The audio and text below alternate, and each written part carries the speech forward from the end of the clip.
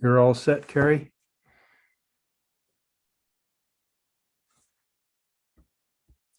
There's a head nod from Carrie for those of you who are listening.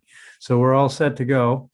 Welcome this morning. You're tuned into a hearing from Health and Human Services. If you'd like to see us, you can go to legislature.maine.gov, look up under committees for Health and Human Services. And in that page, you will find a link to our YouTube channel. So you can watch today's proceedings or review prior days' work. We will have some folks joining us in what's referred to as the attendee list.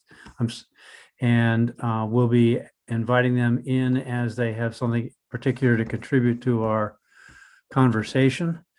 Other than that, this is committee work time trying to improve the bills in front of us.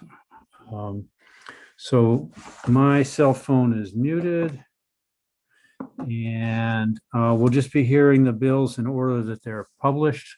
We'll start with a block of LD 129, LD 164, and LD 1388, since they all relate to PFAS / forever chemicals. That's how we'll start, and then just keep going the way it's published. That would be 739, 819, 1437, 606, and then 330 and 1553. After that, we'll do some amendment revisions with Aaron.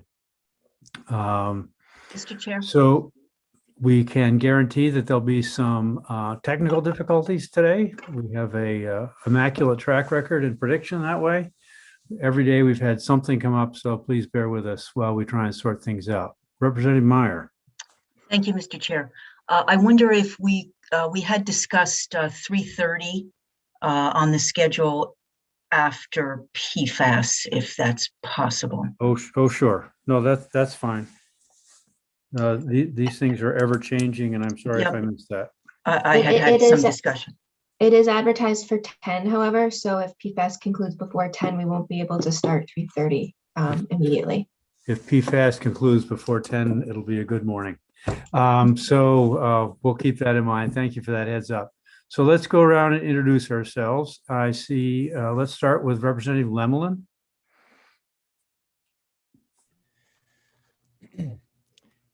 Good morning, everyone. My name is Michael Lemlin. I represent House District 88, Chelsea, Jefferson, Whitefield, and half of Noblesboro.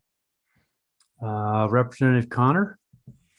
Thank you, Mr. Chair. Good morning, everyone. Good to see everyone again today. My name is John Connor. I represent House District 58, which is part of Lewiston. Representative Craven. Thank you, Mr. Chair. Good morning. I'm Margaret Craven, and I represent House District 59, which is part of Lewiston. Representative Madigan. Thank you, Mr. Chair. I'm Colleen Madigan. I represent House District 110, which is part of Waterville and part of Oakland. Senator Moore. Good morning. I'm Marianne Moore, and I represent Senate District 6, which is all of Washington County, as well as Goldsboro, Winter Harbor, and Sullivan in Hancock County as well. Representative Meyer. Thank you, Mr. Chair. Good morning to all joining us on this Friday morning. I'm Representative Michelle Meyer, serving Southern Maine's House District 2, which is all of Elliott, where I live, and parts of Kittery and South Berwick. And my name is Ned Claxton, and I'm honored to serve the folks in Senate District 20, which consists of Auburn, Minot, Mechanic Falls, Poland, and New Gloucester. Our staff that lets us get this work done is here, starting with Ms. Dooling. Good morning. My name is Erin Dooling. I'm one of the legislative analysts with the Nonpartisan Office of Office and Policy and Legal Analysis. We do not take positions on or advocate for any legislation. And Ms. Withy. Good morning. My name is Carrie Withy. I'm the clerk for the Health and Human Services Committee. If you need any assistance this morning, you can email me at hhs@legislature.maine.gov.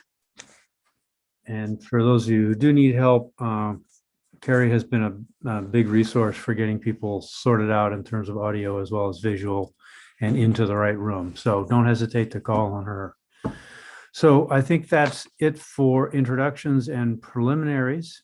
Unless there's something else that you think we should be doing, Aaron, why don't we go to consideration of the PFAS bills? Okay, I'm gonna share my chart here. I hope you can see it. It's on legal size virtual paper, so it's a little smaller than normal. So you have three bills relating to PFAS chemicals before the committee. You have LD 164. I'm sorry, I'm just gonna move it so I can see it. Sorry. Okay. You have LD, 129, which is the department bill sponsored by Senator Stewart, which is a resolve. You have LD 164 sponsored by Representative Tucker, which is a bill, and LD 1388 sponsored by Representative Kluger, which is also a bill. Each of them approaches the regulation of PFAS chemicals in a different way. So I've provided you kind of a high-level overview of the ways in which they approach that differently. In terms of contaminant limits, LD1, well, let me back up. A big picture, LD 129 is a resolve. It sets an interim standard and interim testing protocol for certain PFAS chemicals. As an interim basis before the department adopts rules that would put those requirements into law on a permanent basis. And once those rules would be adopted, then these interim standards are actually directed to be repealed in the legislation. So it's proposing that during the period of time that rulemaking occurs, one standard goes into effect, but that the department would have the flexibility to ultimately identify the contaminant limit, the contaminants, and the testing for those contaminants, among other things, as part of its rulemaking process. Big picture for 164 is that it establishes in statute a maximum contaminant level, and presumably the department would be directed to establish rules on things like testing and reporting and treatment and those types of things. LD 1388 combines, not precisely combines, but big picture establishes in statute a contaminant level. It's referred to as an action level, I think, and also establishes in statute testing and mitigation protocols, while also giving the department the flexibility to adopt rules as long as they're not less restrictive than some of the statutory requirements. So each of the bills kind of approaches the regulation in a different way. If you'd like me to get more into the specifics of the way that the types of contaminants and the levels are different and the testing and remediation are different, I'm happy to do that if you want me to go there right now. Let's see, before we do that, let's see if we can do this and get questions answered as we go along. Are there any questions so far of the analysis? And before we do that, I see we've been joined by Representative Griffin. Did you want to introduce yourself? Good morning. My name is Abigail Griffin. I represent House District 102, which is Glenburn, Levant, and Candace. And Senator Baldacci, welcome. Hey, welcome. Thank you. My name is Joe Baldacci. I represent Senate District 9, which is the city of Bangor and the town of Herman. Thanks. So would the committee like to have Erin finish up her analysis or go? Okay. Why don't we go ahead and do that? You can give us the details when we come back to if we need to. Okay, so keeping kind of those big pictures in mind, each of the bills establishes a different limit on the level of PFAS chemicals that would be the maximum to exist in water systems. So on an interim basis in LD 129, that amount is 70 parts per trillion, and that the final level would be established through rulemaking by June 1, 2024. At the public hearing, the department proposed amendment that would require the PFOA and PFOS contaminants to be set at 20 parts per trillion on an interim basis until the rulemaking can be completed. LDs 164 and 1388 both set that limit at 20 nanograms per liter.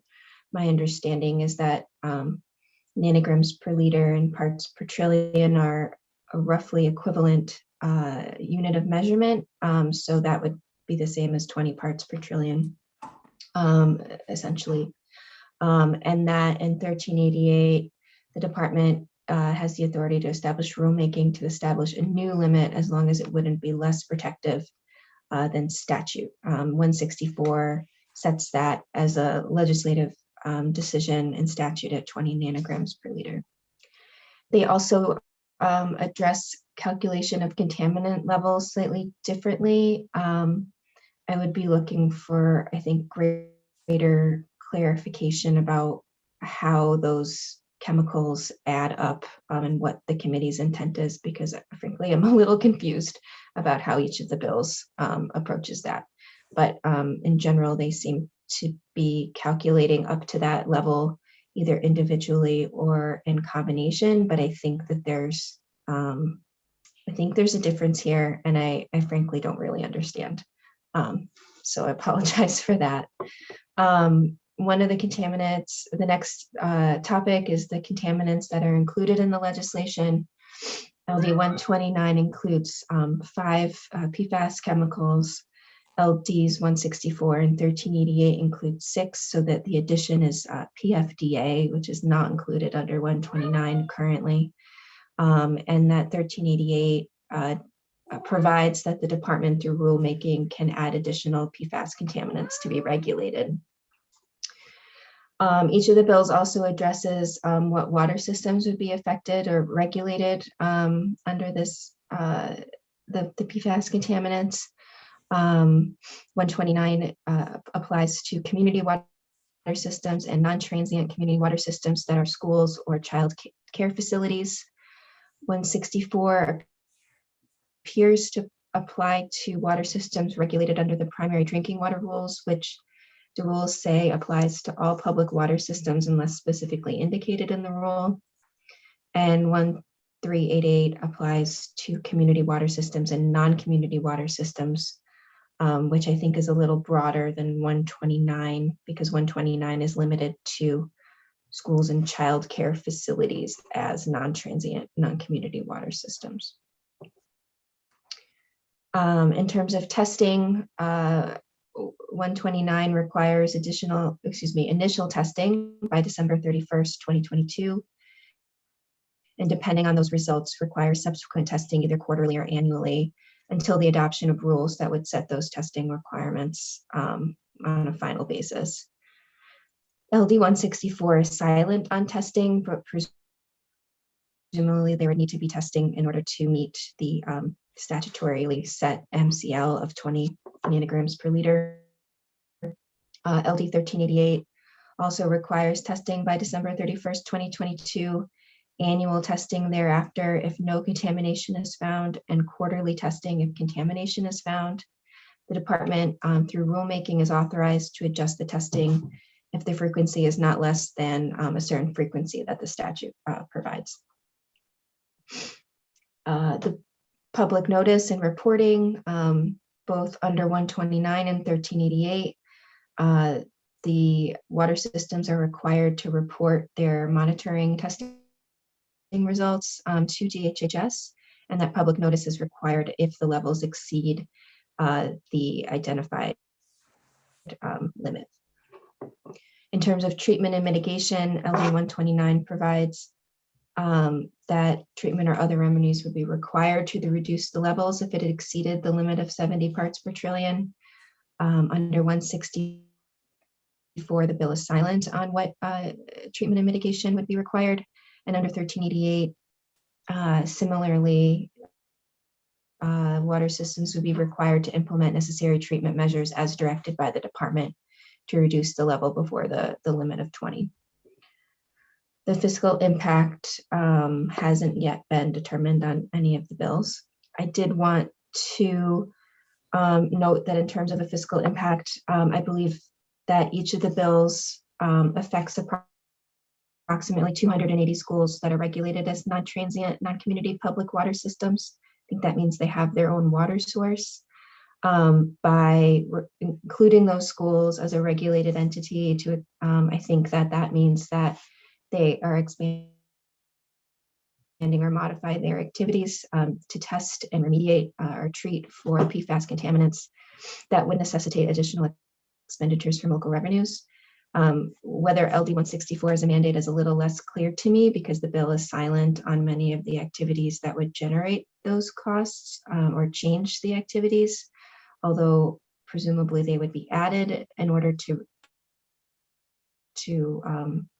in rulemaking. And mandates are required under the Constitution to either be funded by the state at 90% of the costs or to be enacted by 2/3 of vote in each chamber. You received some suggested amendments from the public hearing. I didn't identify everyone who testified to this, but a number of people testified about reducing the maximum level to 20 parts per trillion or lower instead of the 70 proposed in the department bill, and to regulate the 6 contaminants that are contained in the other bills. The American Chemistry Council testified that that the 70 parts per trillion should only apply to the PFOA and PFOS contaminants consistent, I think, with the federal EPA requirement or limit, and that the state should work with the water systems to find remedies to treat the contaminant levels. And in terms of public notice, removing reference to the potential risk to public health.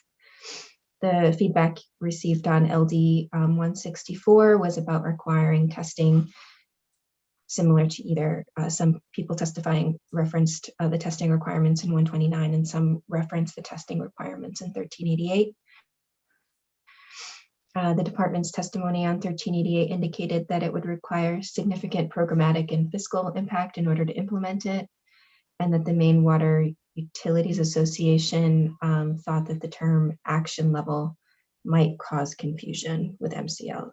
And that's not really a full summary it's not really a pro and con list of the testimony you received, but it's more about testimony received that was specifically tied to provisions in the bill as opposed to policy considerations that you might be considering. You also requested some additional information. You asked of the Attorney General's office whether there might be a pending suit that could be used to pay for remediation efforts. The information received is that the AG's office isn't involved in such a suit, but there is a class action lawsuit that was filed against SAPI in March of this year. That is a class action lawsuit of for residents of Somerset County owning property. And that information, that complaint was emailed to you last night.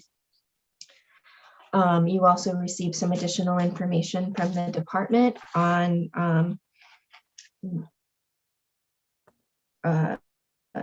regulating PFAS chemicals and their plan and justification for having an interim standard. If you have more questions about that, I think that the members of the CDC are here and can answer your questions. In addition, I just wanted to redirect you to the presentations we received at the beginning of the session that the ENR committee received at the beginning of the session, but that the committee watched on YouTube, as well as the PFAS task report. Also this session, the governor sent a letter to the congressional delegation about regulating PFAS, which I've linked to here. And then there's been a number of pending and enacted legislation this session, all related to PFAS contamination. And so I wanted you to have, I guess, a an understanding of where your bills fit in context with the numerous other legislation and other committees. So that information is there for you as well. A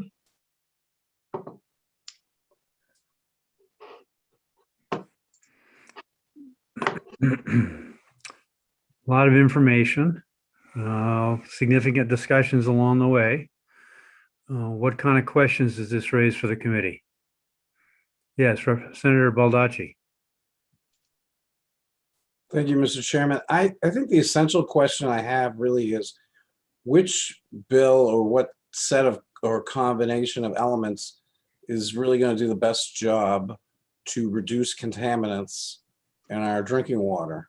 I think I understand all the programmatic issues and I understand there's a fiscal impact issue, but I think ultimately, particularly when we have access to some significant one-time money that clean drinking water certainly would be one of the acceptable uses. I want to know which one really has the measurable, significant public health impact. I mean, if we can quantify that, that would be great, because I think that's really what the first issue needs to be, is which one will do the best for public health in Maine. And I think we'll figure out which is the best vehicle by going through the various elements that Aaron just broke down for us, and then arrive at a decision about which of the bills moves it in the direction you're talking about. So are there other questions about the content of Aaron's analysis? Okay. I see Representative Pluker's here. Welcome, sir. Any response from you in terms of what you've heard from Ms. Dooling? I don't want to start testifying, which I guess is my tendency, but looking at looking at as many PFAS chemicals in as broad a group and looking at their cumulative impact, I believe is important to your conversation going forward. Thank you. Thank you for not testifying again. Any other comments? All right, so let's talk about limits. How does the committee feel about 70 versus 20? Senator Moore, are you speaking? Because I'm not hearing you. I didn't raise my hand. I was just making a comment to myself that I support the 20. The 70 I think is a little strong, but I would definitely support the 20, especially after hearing from the department that they would be okay with that amendment. Yeah. Something to that effect. So I'm okay with the 20. Okay, Representative Craven? Yeah, I agree with Senator Moore. I think that 20 is a good place to start. Representative Meyer? Yes, I am with our colleagues at 20. Also, all 6 of the PFAS chemicals, I believe. I see some head nodding about all 6. All right, and we'll take that from the second and third bills that we considered. How about the calculation question? Is 20 to be the limit for each one? Is 20 to be the limit for combination of 2? We were talking about, yeah. Any thoughts about that? I think the department gave us a little guidance. I think they talked about in toto or individually. And that on the screen that Aaron showed us. Yes, Representative Meyer. From some of the reading that I've been doing, I think this needs to be in combination. What if any response to that thought from the committee? All right, and so that would be, we'll need to define that a little bit, because there's a combination of all 6 or combination of 2 of the 6, because we had different proposals in that regard. And maybe Representative Pluker can help us understand the distinctions involved in that choice. 20 is an absolute limit for individual or in some combination. And if you were to refer back to, there were some technical presentations given by one doctor from Texas, one doctor from, I believe, North Carolina, Dr. Birnbaum, and they go into some of the science behind looking at it as a grouping of chemicals versus individual. And while they do have some distinctions as individuals, looking at them as a complete group is important because they do have a cumulative effect. And so, yeah. Okay. And I also see that Mr. Smith, Andrew Smith, is with us, and he might help us better understand what the state would be comfortable using as a guideline.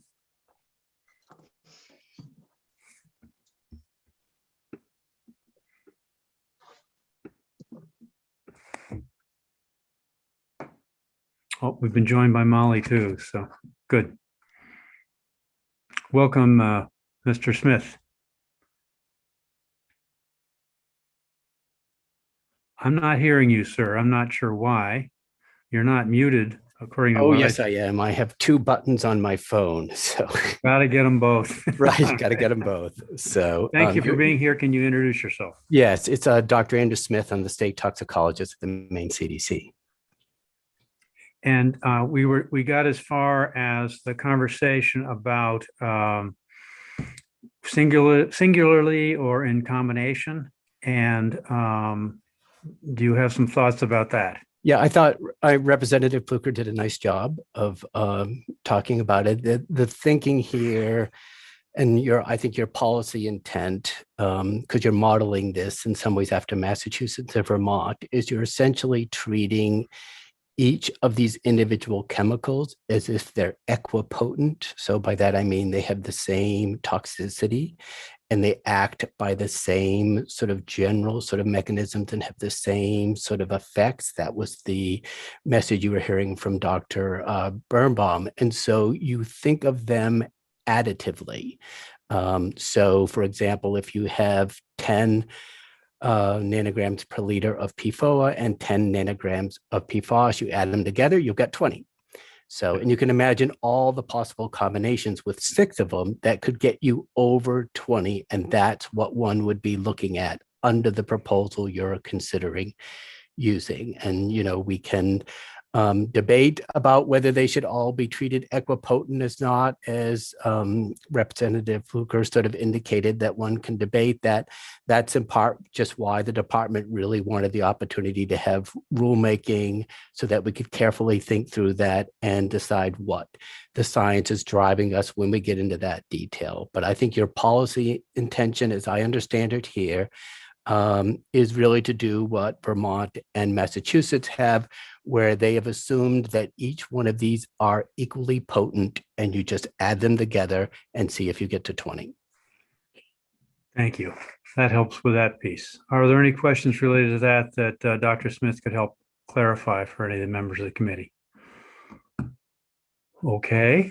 And I'm going to trust that people who have something to contribute will put their hands up in case I don't call on you right away. And then the next, yes, Senator Moore. I was just going to ask Dr. Smith if he's okay with that.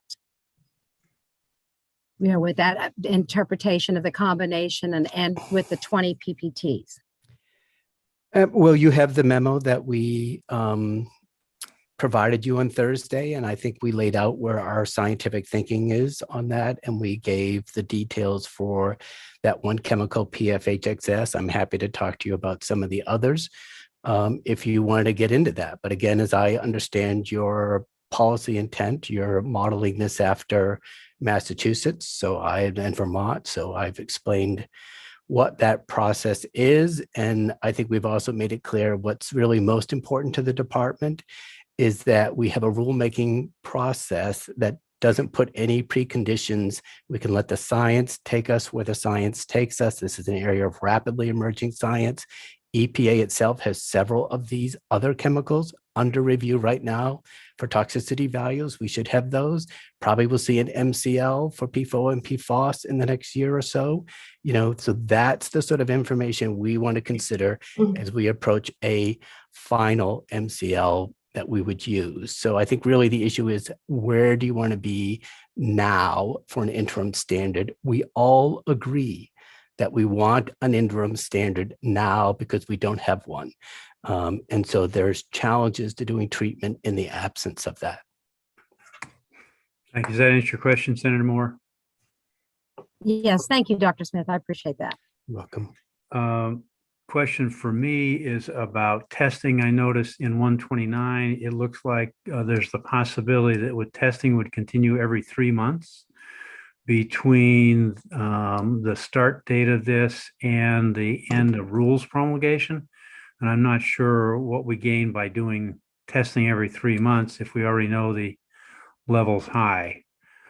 Or is there some out clause for that? So does somebody want to address that?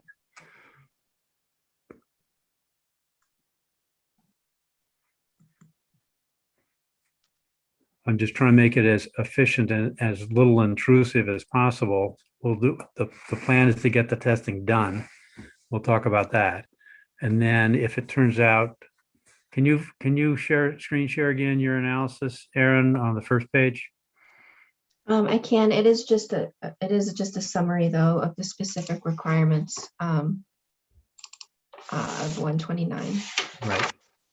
And on the middle there, it says testing. Thank you. So testing could start as early as the way we're talking about it for right now, the end of 2022, but the rules promulgation might not be established until 2024. So there's an 18-month window in there where it looks like we might need to require subsequent testing quarterly or annually until the adoption of rules. How do people feel about that part, that particular piece? Quarterly or annually, and is there thank you, Aaron. Sure. And that has to do with what the initial test results, whether the frequency of the testing on an interim basis depends on what the initial testing results were to show. Okay. And everybody okay with the way testing's laid out in 129? I see some head nods. Does that get at what you're trying to get at, Representative Pluker, if we went down that road? I'm not an expert in that aspect. Yeah, thank you. Okay. So we'll go to our expert in the House. Thank you, Dr. Smith. Do you have some input on that? I think I do. I just wanted to clarify. I believe the intent of that December 2022 date is everyone must have tested by then. Mm-hmm. So that's the end date. So, they can start right away. We'd love them to start right away. As you may remember, we were offering them free tests and some refused. So that's the time where we want everyone who's going to be subject to this regulation to have tested. Then what happens after that depends on the result. So either they're doing mitigation, there's follow-up testing, et cetera, that flows from that. Does that help in any way? It does, yes. Thank you. And does that make sense to the committee that it be in response to whatever the testing result is and not uniformly done the same way?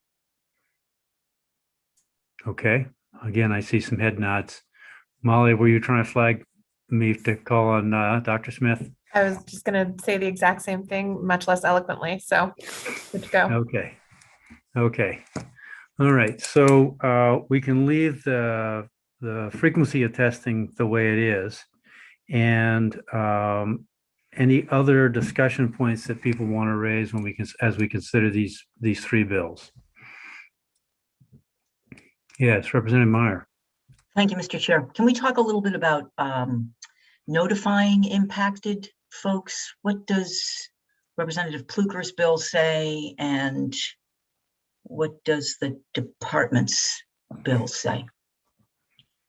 I think they're similar, although I'm open to being corrected on that. It's if the contaminant level comes back above whatever that standard is, the users of that water system would be required to be notified, and the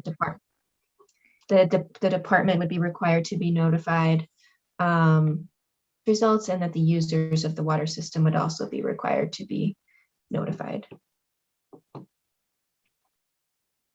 That answer your question? That Yep. seems like a reasonable approach. Yeah, Senator Moore. I guess I have one question going back to the interval. Are we thinking that, I mean, I understand it's going to depend upon the test itself, the initial results, but are we talking about it being retested annually or quarterly?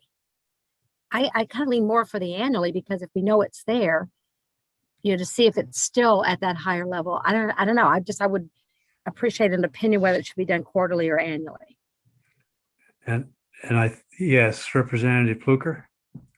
Thank you. I went back and referred to the bill. So in my bill, it's tested quarterly if contamination above the level is detected.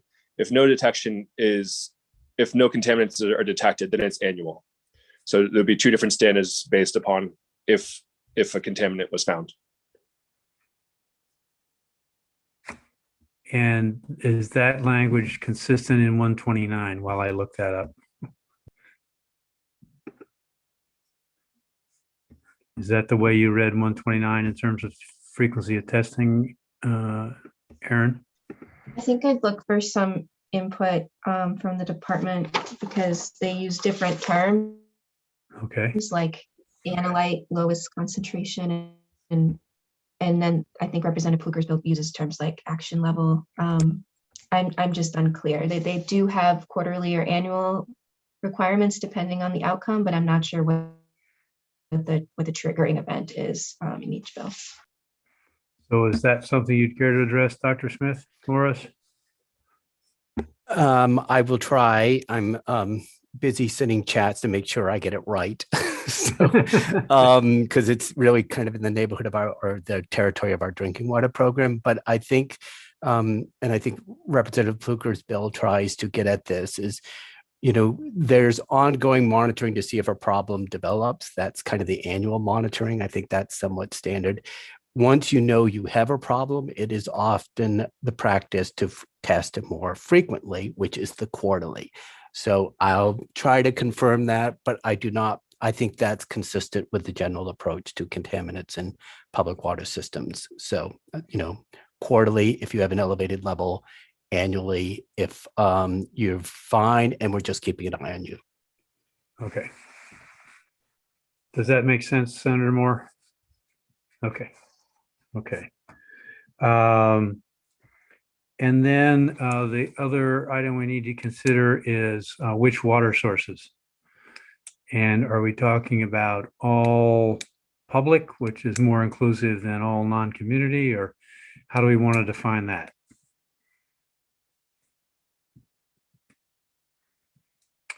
And Aaron, it sounds, as I recollect, your understanding is that Representative Pluker's bill is more inclusive than the department's bill.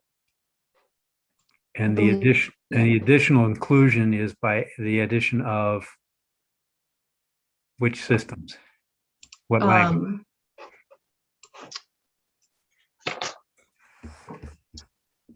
All non-community water systems, not just specific non-transient, non-community water systems. Okay. And if you want more detail what that means, I think the drinking water program would be in a better position to explain that than me. Okay.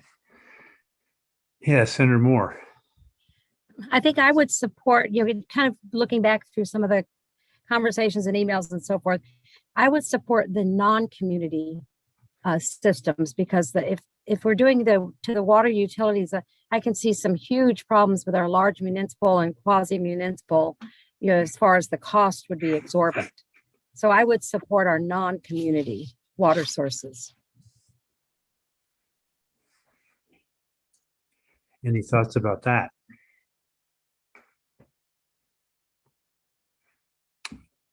I think if there are, my personal opinion is that there are people consuming water on a regular basis from a source that we have any influence over, we should be testing everybody and not just the smaller universe.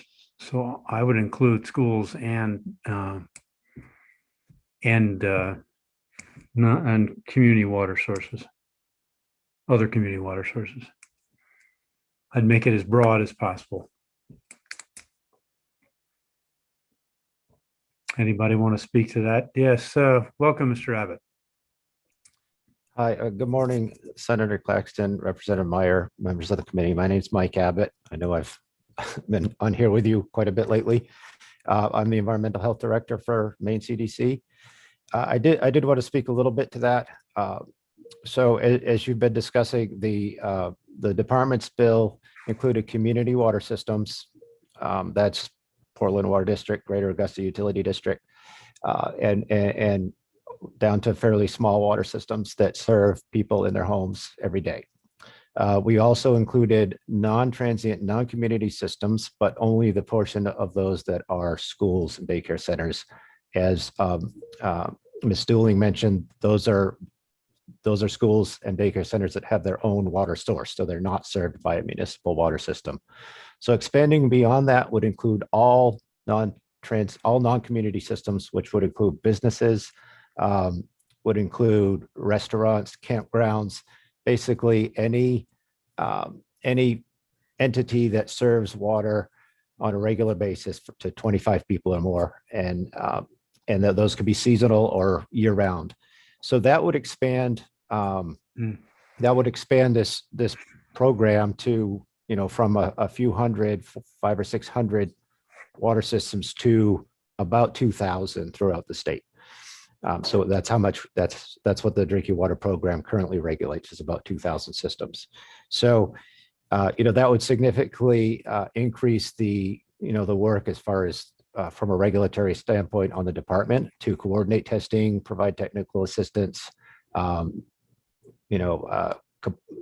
and organize all that data, and make sure that the water systems are keeping up with their reporting requirements, and with it, where necessary, advising them and hopefully providing financial resources through the state revolving fund to implement treatment where it's necessary. Thank you. Those numbers help. Those numbers help a lot. Any other thoughts about, or any questions about that?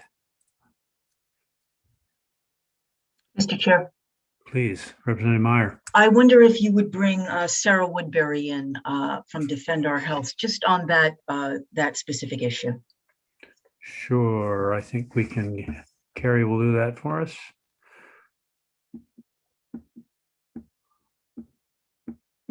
Welcome, Ms. Woodbury. You want to introduce yourself? Hi, yeah, my name is Sarah Woodbury and I'm the Director of Advocacy for Defend Our Health. So the question on the table is the difference between the 500 or 600 that are captured in the parameters of the department's bill, and 2,000 potentially by using a broader universe. Yeah, I mean, obviously we would like for it to be all of the 2,000, but we also recognize that the department has constraints and, funding issues and staffing issues. So if we could get if we could start with the 600, and maybe it's an issue we can revisit down the road if there's more funding or staff. But at this time, we would be happy with the public water systems and the non-community, non-transient as defined by the department. Thank you. That helps with that. Okay. In terms of testing, does that all go through the EHL, or is that are there private entities in the state that can do testing that's been certified, verified, or acceptable to the department? I could speak to that too. Currently there are the state lab does not have the capability to test for this yet. That's something that could be built in eventually. With equipment and staff. We most of the testing that I'm aware of has been contracted to labs out of state. And there are several throughout the country that are certified to do this work. And I think there may be one or two that are certified to do it. Well, maybe they send it out. Okay. Right, exactly. They're okay. Right. Yes, sorry. I should have been more clear on that. No, that's okay. That's okay. I was thinking about A&L and New England. Yep. They send them out. Okay. All right. Very good. All right. Are there additional questions concerns that people would like to bring up? So let me just, yes, Representative Griffin. Thank you very much. Just concerned about how much this is going to cost municipalities or individuals. I don't see a fiscal note. I just was wondering. And my sense was the fiscal note was going to depend upon what decisions we made in developing the bill. If it's 70, the number is going to be different than if it's 20. If it's every 3 months, it's different than if it's 100. Time to mitigation, things like that. So I think that's why we don't have one right now, because there were some variables that were unresolved. Okay, thank you. And we would see those before we'd officially bless a bill when we come back for the fiscal note. Okay, so let me just summarize what I've heard. I have a sense from the committee that adopting an interim level and leaving rulemaking to the department is the direction we want to go. That that gives us something to work with as soon as we can get this passed, and something to shoot for when the rules are due. I heard, I saw head nods for 20. Comfort with the use of the combination as the level determinant. The inclusion of 6 of the chemicals, and required notification if it exceeded the adopted level. And I heard some support for not including the broader universe, but using the universe that the department has settled on. So I'm looking for a response from the committee about whether that's a summary of what they've heard, or that we could live with. Yes, Representative Craven. I think that sounds like an exact copy of what we've been hearing about. Yeah, so, and easy to live with. Thank you. Okay, any other feedback? All right. And then the last piece, as I understand it, is the issue of the mandate. And if we wanted to pass this as emergency legislation, then we would be covering the mandate at the same time with a 2/3 vote, right, Aaron? Yes, both preambles would be added on, though, together. But yes, the standard for the 2/3 vote would be the same unless the state wanted to fund the potential costs at 90%. And then you wouldn't need the 2/3 vote. Okay. Rats just had another idea and it vanished. Okay. So we'll have to hear back about a fiscal. Yes, Senator Moore.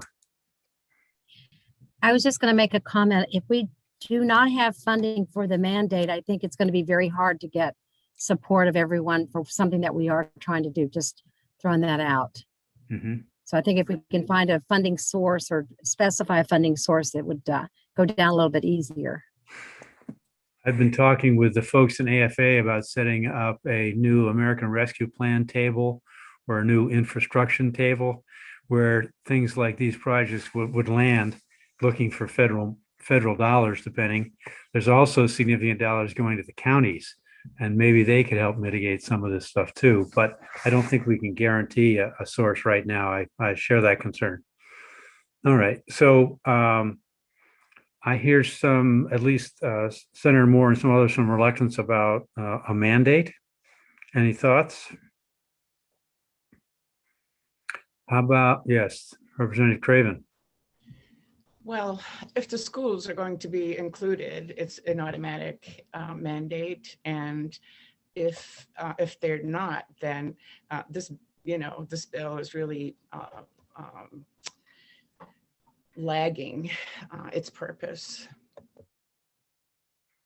Okay. Representative Connor. Thank you, Mr. Chair. I just really quickly had a question on the schools and the mandates. Are we talking every school, public and private, or would the private schools not be mandated, just out of curiosity? I think we're talking about, somebody was going to answer that question. Oh, I don't know if they're public or private. The relevant factor would be whether they have their own water system. I don't know what the breakdown of that is between. Yeah, we public don't and have the private. numbers for that. So that would be those using public water systems or community water systems would have it tested indirectly. Do we have any number, if we have any idea about the number of private schools that have their own water sources that would require to be tested and mitigating? Do we have any idea with how big that group is? Yes, Mr. Abbott. I would have to get you the exact number, but I think it's around 200 or 300, and they're not separated according to private and public. It's based on population that they're serving. Okay. Many students. Okay, and those under the department's bill would be included in this because they're That's school correct. systems. That's correct. Yeah. Okay. Does that answer that question, Representative Connor? It does. Thank you, Mr. Chair. Okay, so we're talking about 200 or 300 that would be included, public and private, that have their own water sources. And the testing wouldn't be a barrier. The mitigation might be a challenge. And so we'd have to come up with some sort of revenue source to help people offset that. Mr. Abbott, is your hand still up or again? No, I'm sorry. I forgot to lower it. That's okay. That's okay. Yes, Representative Craven. Thank you, Mr. Chair. I was just wondering, what the polluters' role in this should be. For example, we charge a fee on paint companies to mitigate our lead and that sort of thing, and wonder if anybody has thought of SAPI and all of those people who have ruined our environment to have some kind of a role in having to help with the cleanup. We've had lots of discussions in the legislature about increasingly having the responsible parties be responsible. But to set up something like that would be a Herculean task. Any of us who own Teflon cookware have been contributing in years past. So do we go back after the manufacturers of the Teflon cooking or the Teflon themselves, or yeah, so to set up something like that on the fly, I think is impossible. Representative Meyer? I believe Sarah Woodbury may be able to weigh in on that particular point. Just very briefly, there are a couple of bills before Environment and Natural Resources on Monday, and both of those contain funding streams for cleanup and remediation. If they pass, there will be fees attached to the manufacturers of the products that contain PFAS, and that will go into a funding for DEP, and that money will be able to be used for some cleanup and remediation. Obviously, there'd have to be discussions between HHS and DEP about where that money would go, but there are a couple of bills with some possible funding streams coming before ENR next week. And there'll be probably years of litigation between passing such a bill and seeing any dollars based on some prior experiences we've had. Yeah, well, although one of them is just like a basic fee structure. It's like you have to pay a reporting fee. So I'm not sure that would cause a ton of litigation, but it would get some money in the pockets for some cleanup. So. Okay, thank you. Yes, Aaron. In addition to the bills in ENR that Sarah mentioned, there's also a bill in AFA, which is a bond bill that would fund hazardous substance site cleanups. A bill in Yeah, we're having trouble with your would, audio, Aaron. set the timeline for tort. Bill in AFA, that would be a bond bill. Is that better? Yes. A bill in judiciary that would establish a timeline for tort actions. And there was legislation passed in the supplemental budget that put, we think, about $5 million into PFAS remediation from a defunct, an old program. Okay. Okay. So it sounds like there are some revenues out there. There may be some coming in the future. We can't count on them. I think the next step is to adopt what we think are best practices, because this is a policy committee, and then deal with the fiscal note and the consequences when it comes back to us. Are people comfortable with that? I see some head movement. Okay. Any other questions or concerns we want to bring up at this point with from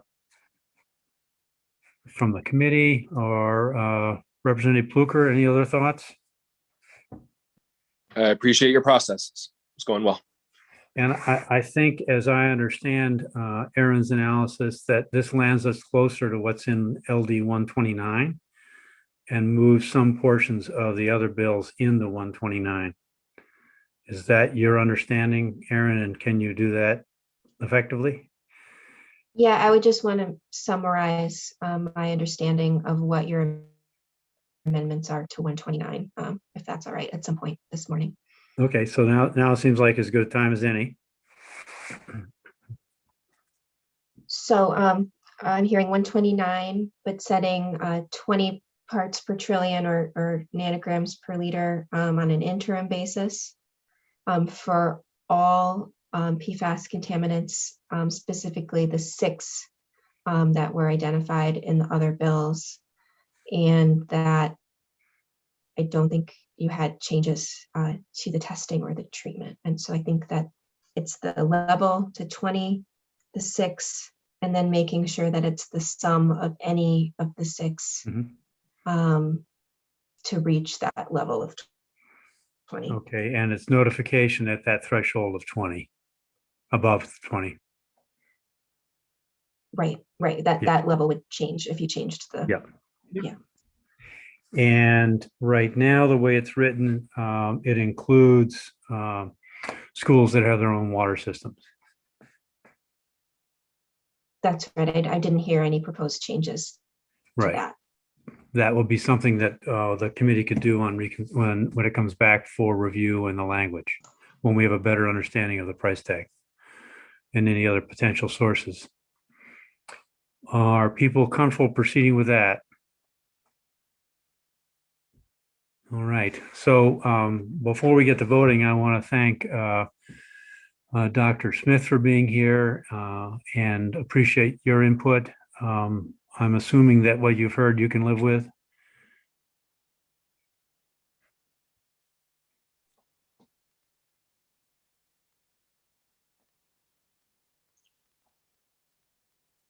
Sorry. I would defer to Mike Abbott on that. He's my boss and the policy person for the. All right. It's operational. You can operationalize that, was my question to Dr. Smith. But Mr. Abbott?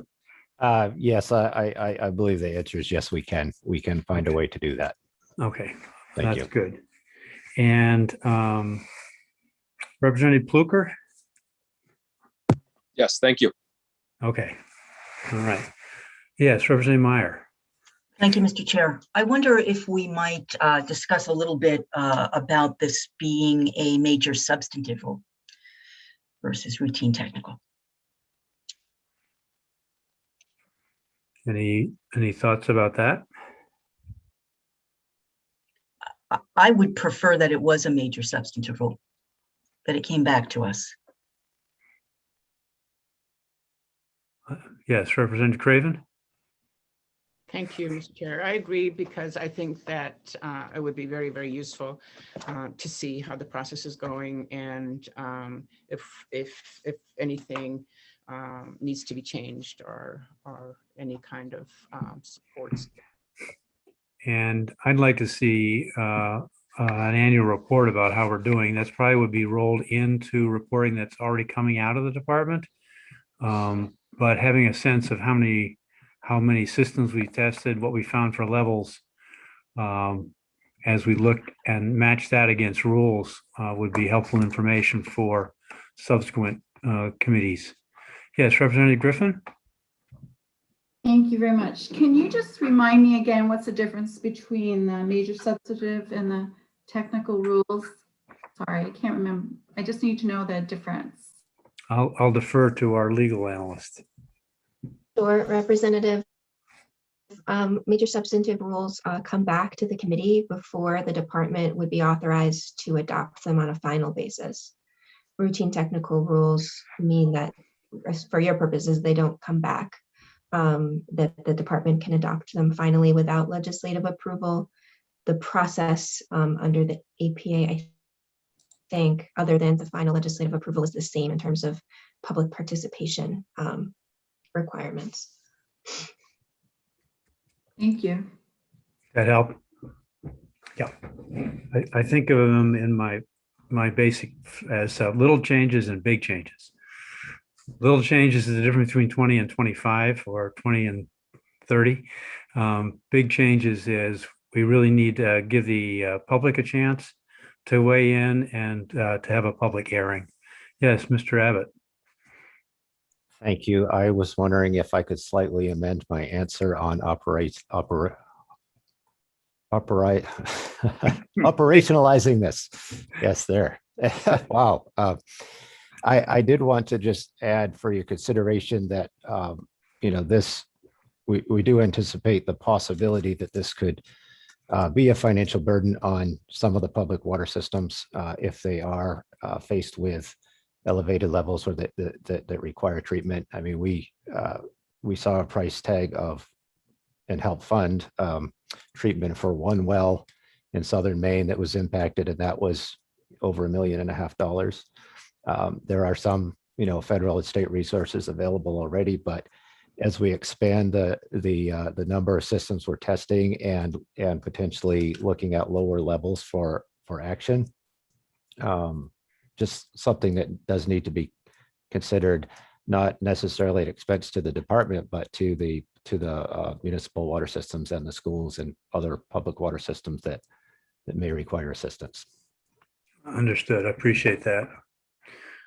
Okay. Mr. Chairman, So- can I ask a question? Sure. So I have had to go between 2 or 3 committees. I apologize, but was there a vote taken or? No, we're getting to the point of voting based Oh. on understanding that right now we're looking at making these rules. There's some sentiment for making them major substantive and coming back to us for review. That they will be adopting interim level of 20 as the threshold, that they'll be done in combination, the 6 PFAS chemicals listed on 2 of the bills, and that people will be notified at that level, above that level. So that's where we've landed in terms of amendments at this point, adjustments, amendments. Okay. All right. So at this point, then I'd entertain a motion.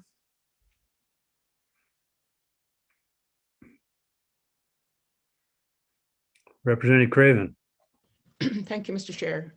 I move order pass as amended. And I just summarized the amendments. I won't do it again and confuse things. Second to the motion. Motion's been made and seconded. Representative Meyer, Just want to clarify, we're talking about LD 129. as the vehicle, yes. Yes. Yes. Okay, any other additional discussions? Not seeing any, we'll turn it over to Ms. Withey to do the vote. Representative Zager. Representative Zager is absent. Representative Lemlin. Yes. Representative Lemlin, yes. Representative Stover. Representative Stover is absent. Senator Baldacci. Yes. Senator Baldacci, yes. Representative Perry. Representative Perry is absent. Representative Griffin. Yes. Representative Griffin, yes. Representative Connor. Yes. Representative Connor, yes. Representative Craven. Yes. Representative Craven, yes. Representative Madigan. Yes. Representative Madigan, yes. Representative Javner. Representative Javner is absent. Senator Moore. Yes. Senator Moore? Yes. Representative Meyer? Yes. Representative Meyer? Yes. Senator Claxton? Yes. Senator Claxton? Yes. That's 9 yes, 4 absent. So I'd like to thank Representative Pluker for his work and bringing this forward. We'll probably go ahead and ought not to pass the other two bills, but this one's better informed by your work. So thank you for that contribution. Thank you very much. And again, to thank Dr. Smith and Mr. Abbott for leadership and willingness to work on this issue to get to a good solution.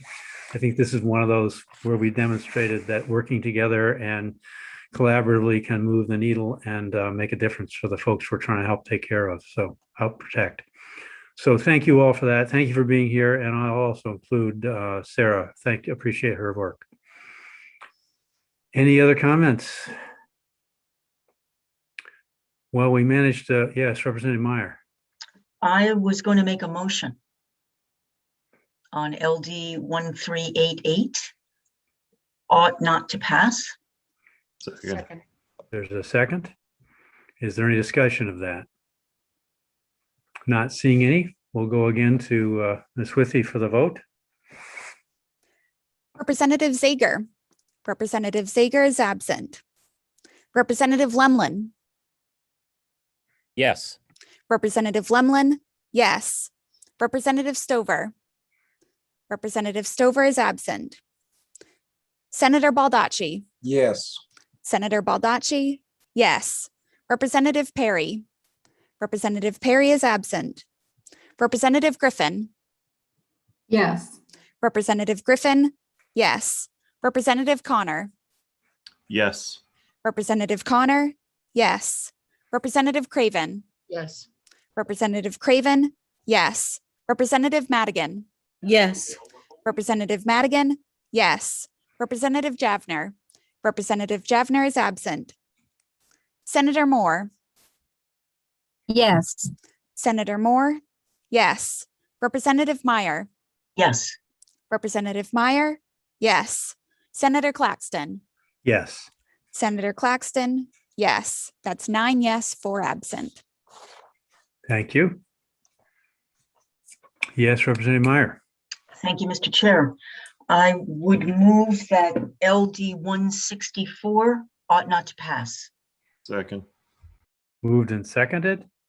Any additional discussion? Not seeing any. We'll go back to Ms. Withy for that vote. Representative Zager? Representative Zager is absent.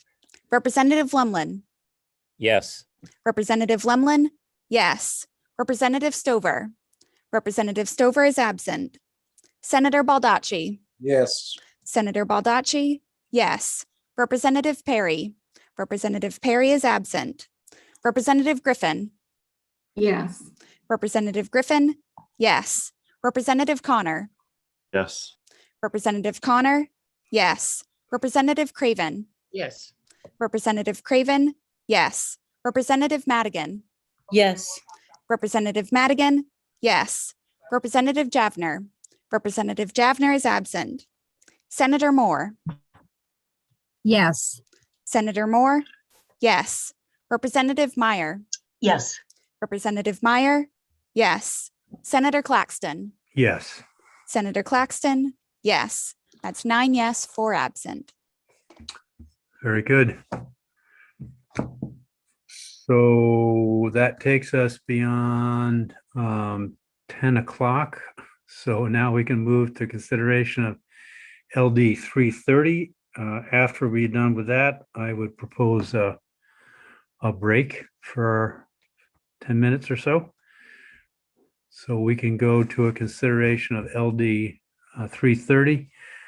Just to finish up what we just did, I will get in touch with Representative Tucker and thank him for bringing forward 164 and contributing to a conversation both here and in ENR.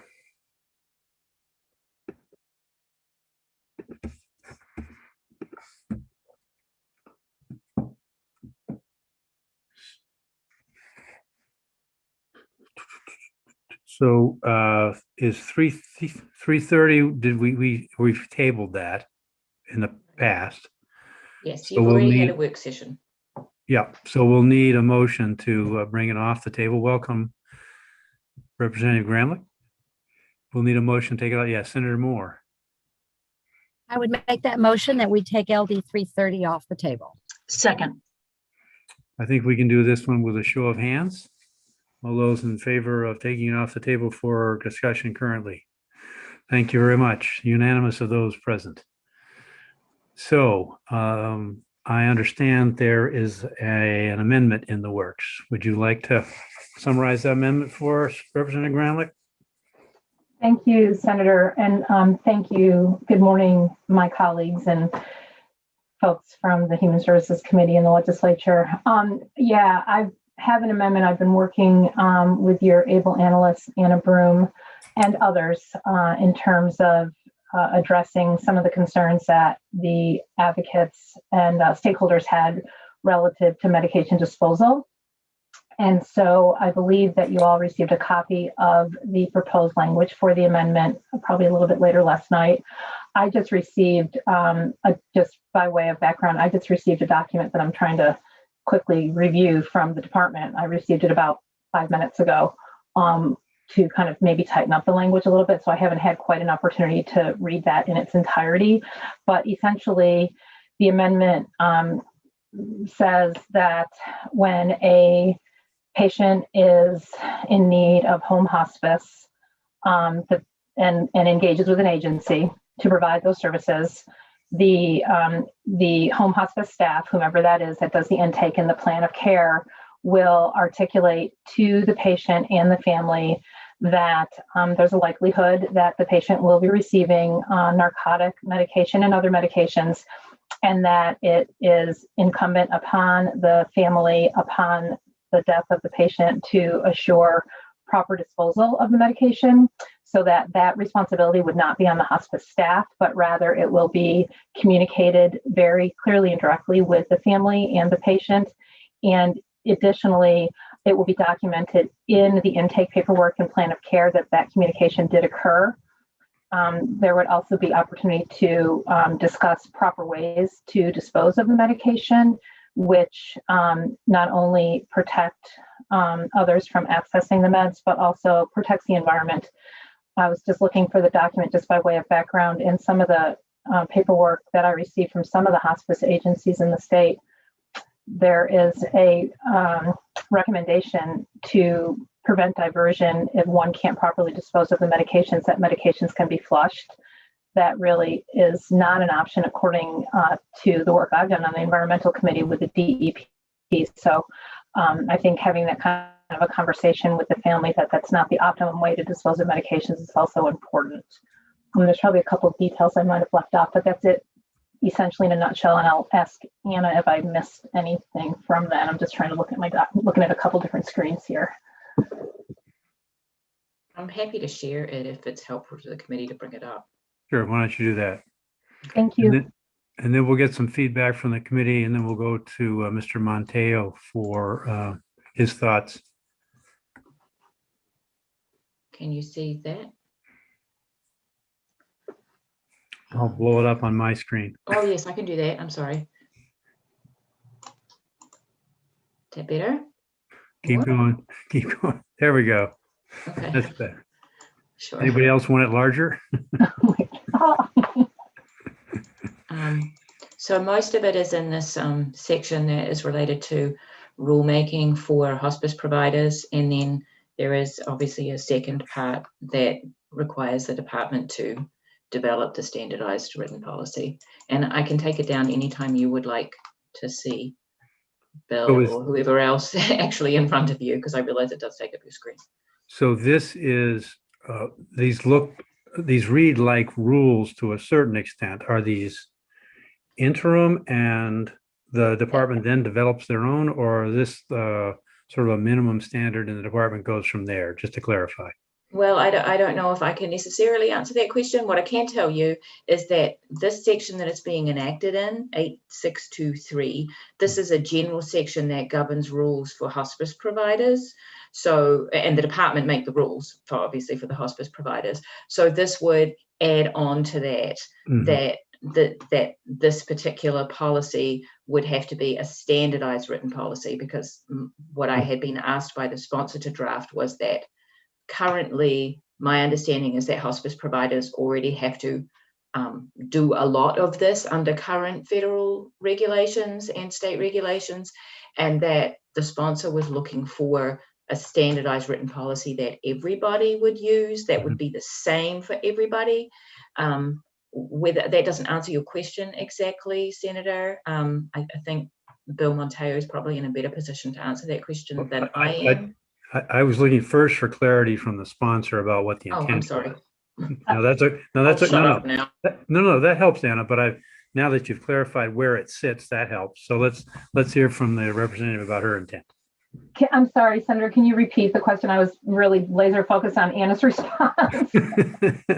Yeah, my question was, these read a bit like rules, and they're in a rules section. Is this intended to be a minimum standard and the department develops additional rules in support?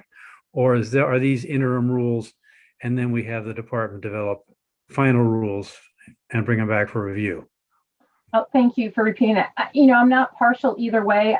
I would also, want to better understand if this would fall under routine technical or major substantive. I would think it would be major substantive, because there would be a section relative to licensing and certification, whereby when the licensing staff and state government agencies go in to do their annual licensing review, that they will be able to review their random sample of patient records that would include documentation that this did occur.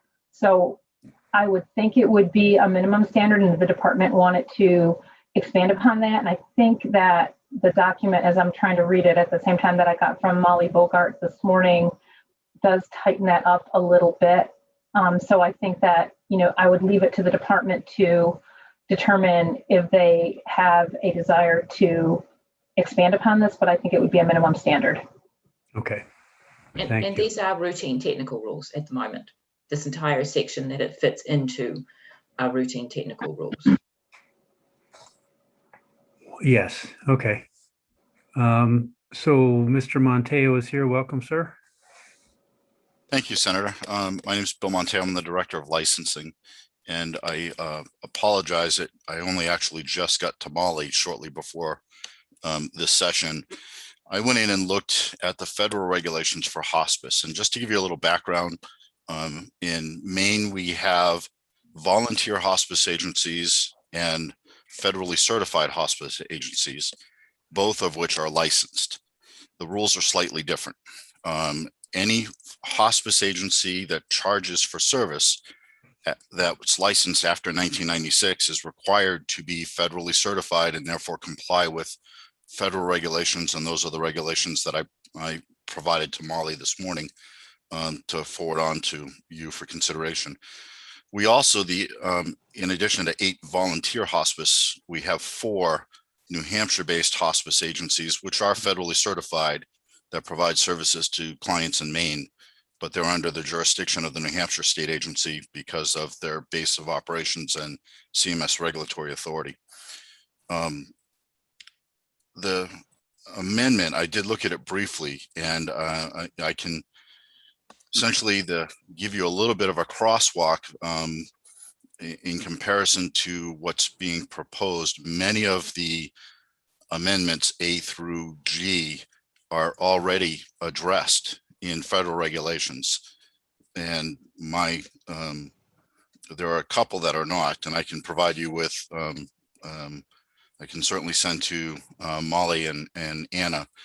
But just real quickly, Amendment A is addressed in L530, which is the federal regulation that actually requires hospice agencies to do a thorough review, including over-the-counter and herbal meds, as part of the plan of care. The Amendments B is addressed in L695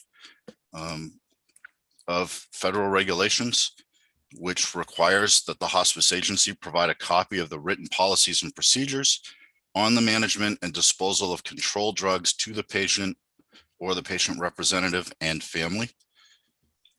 Amendment number C, although is not specifically addressed or covered in federal regulations, but there are two federal regulations that require hospice providers to provide information on the care and services that are covered and the limitations of coverage and those that are not covered. Amendment E and F are really not specifically addressed in federal regulations. Amendment G is covered under L 697 in federal regulations, which requires the hospice agency to document in the patient's clinical record that the written policies and procedures for managing controlled drugs was provided and discussed. And the other thing I would point out is under our federal regulations, we have a regulation that requires the hospice agencies to discuss their policies and procedures for managing the safe use and disposal of controlled drugs with the patient or the patient representative and the family in a language and a manner that they, the patient and family, understand, to ensure that these parties are educated regarding the safe use and disposal of controlled medications. So, really, when I looked really quickly at this, just to kind of make you aware, is we're looking at really Amendment E and F that are not specifically addressed in current federal regulations that apply to hospice agencies. Is there anything about those two, the way they're currently written, that would get us crossways with CMS? No, I don't see that would put a conflict with CMS regulations. It would put a little bit of additional work on hospice agencies. And there may be added cost to hospice agencies as a result of this. Okay. So responses to the information from sponsor and Mr. Monteo? Yes, Representative Craven. I wonder how the Home Care and Hospice Association or Home Care and Hospice of Maine, are they in agreement with the amendment? Lisa is here. Lisa. Harvey McPherson is in the room. Oh, no, I was looking for her as an attendee, but she already got booted into the panelist portion. Welcome, Ms. Harvey McPherson. Your response to hearing from Representative Gramlich about her amendment and Bill Monteo's highlighting two places that are new territory. Yes. Good morning, everyone, and thank you for the opportunity to provide feedback. And I want to thank Representative Gramlich for offering this amendment.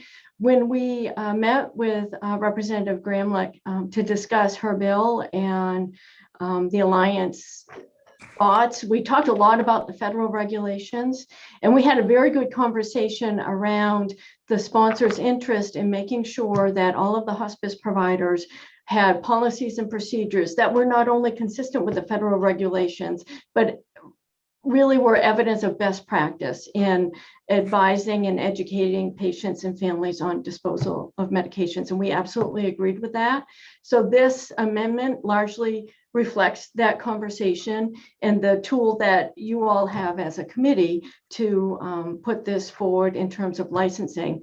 Mr. Monteo is correct. It is at a very high level covered in the federal regulations, but this provides a bit more detail and guidance with some specific actions that hospices can take within that federal oversight. So we're fine with that. I will say you may want to have consideration if there were to be a change at the federal level that would somehow conflict with what you're putting forth here, that there be discretion to accommodate any federal changes because we have to follow the federal rules anyways. Sure. Okay. Does that raise any questions, answer any questions for folks? And let me come back to Mr. Monteo. So with the addition of those E and F specifically and some additional detail that's in the amendment, would that allow your department to do its work or interfere with that?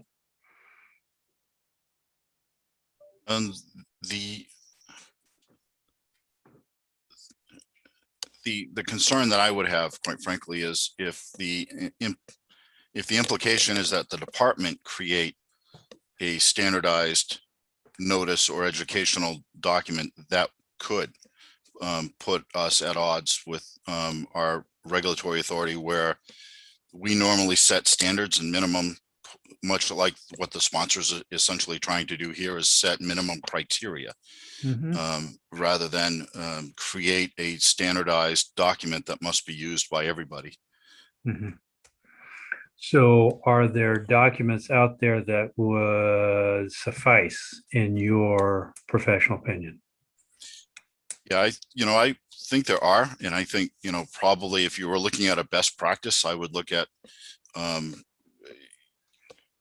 ideally it would be to pull samples of what everybody has. And I would look to Lisa that probably the Hospice Association has already done this to create a recommended platform.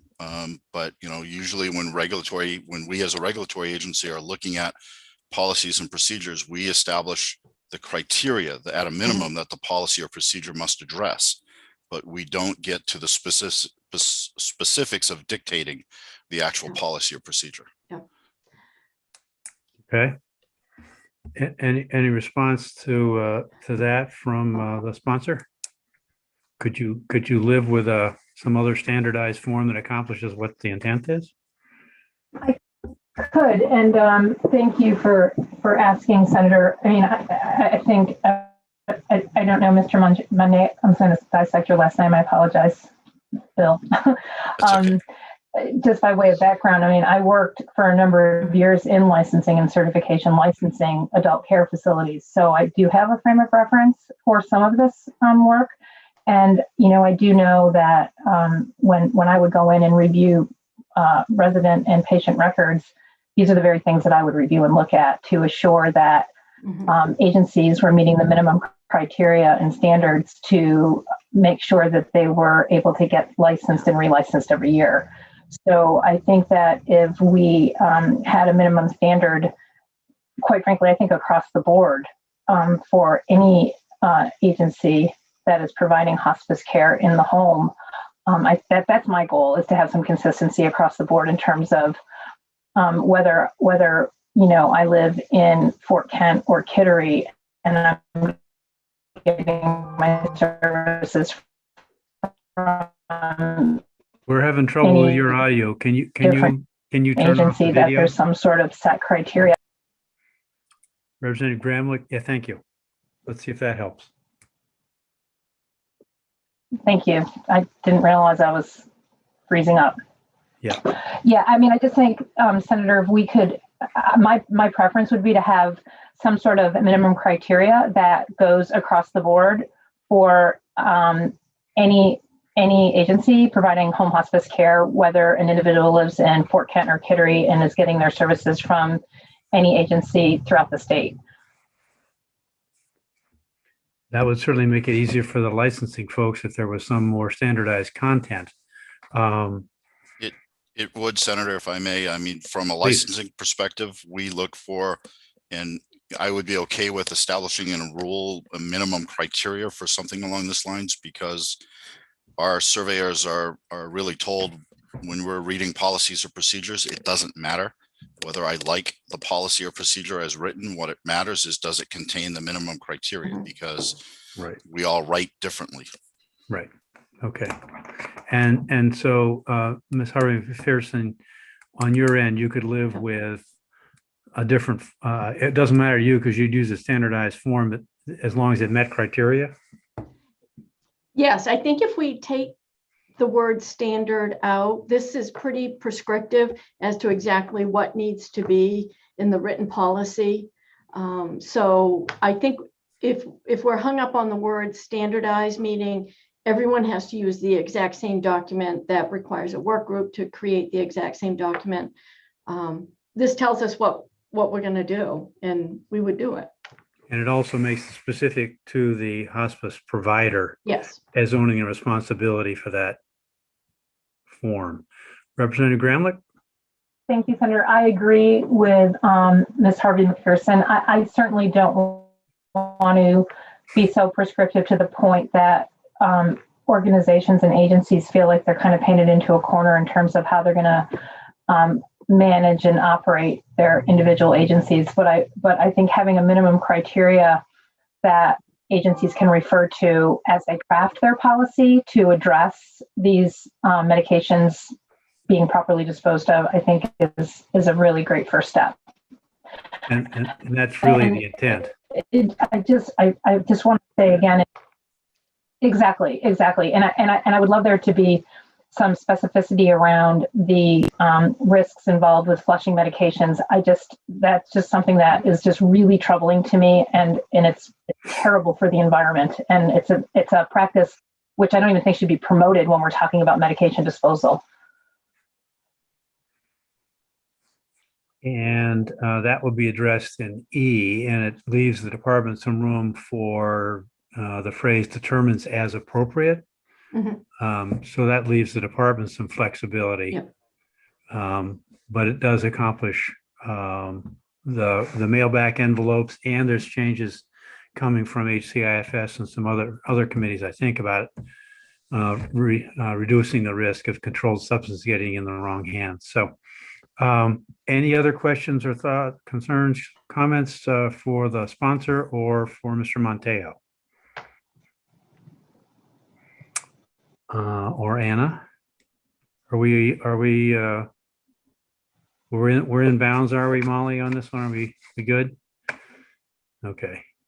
All right. So I don't see any other comments. Then I would entertain a motion on LD 330. Representative Craven? Thank you, Mr. Chair. I would move ought to pass as amended. And the amendment is the new one we got from Representative Gramlich with the word standardized struck. Yes. Okay. And it's been moved and seconded. Is there additional conversation, discussion about this? Seeing none, we'll ask Ms. Withy to run the vote. Representative Zager. Representative Zager is absent. Representative Lemlin. Yes. Representative Lemlin, yes. Representative Stover. Representative Stover is absent. Senator Baldacci. Yes. Senator Baldacci, yes. Representative Perry. Representative Perry is absent. Representative Griffin. Yes. Representative Griffin, yes. Representative Connor. Yes. Representative Connor, yes. Representative Craven. Yes. Representative Craven, yes. Representative Madigan. Yes. Representative Madigan, yes. Representative Javner. Representative Javner is absent. Senator Moore. Yes. Senator Moore, yes. Representative Meyer. Yes. Representative Meyer, yes. Senator Claxton. Yes. Senator Claxton, yes. That's 9 yes, 4 absent. So thank you to the sponsor for bringing an important conversation to the fore, and for working with the department to try and get us to something that hopefully will really make a difference. Thank you. And thank you all very much. I really appreciate it. And I know that Tripp's mom will appreciate having some language that'll move us in the direction of assuring that these harmful medications don't get into the wrong hands and we don't have another tragedy like occur to her son. Thank you very much. And to Molly and Bill Monteo and Lisa for your help with answering some of our questions, concerns. So thank you all for your work on this. And I just want to ask if it's okay for me to continue to work with the department, because I think it's more than just striking out one word. So I'd like to be able to continue to work with them on that language. As long as you understand the intent. Very good. Okay. Yeah, that sounds good. So our break reminder has raised the flag for it's time for a break. So it being 10:35, why don't we come back in 10 minutes at 10:45? We have 5 other bills to consider before we wrap up for the week. So we'll see everybody back here at 10:45.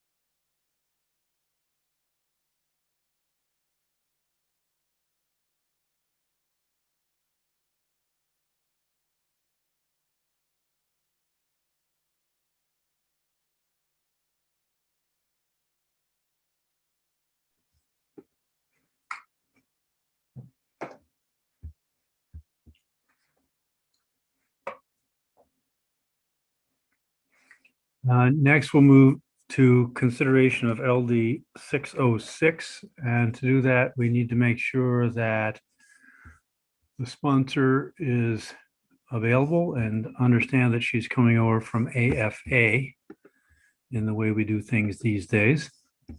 So she may need a few more minutes. So we'll go 606 and then 739 and 1553. Then I think there'll be time there for a caucus before the consideration of the last two. And we'll hope the caucus doesn't take too long.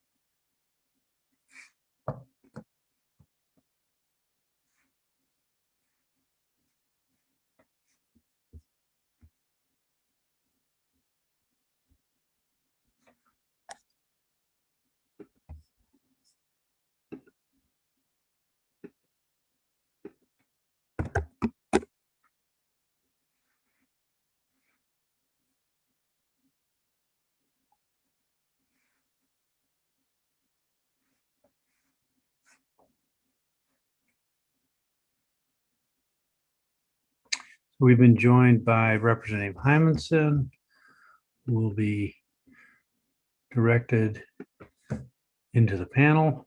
There we go. Welcome, Representative Hymanson.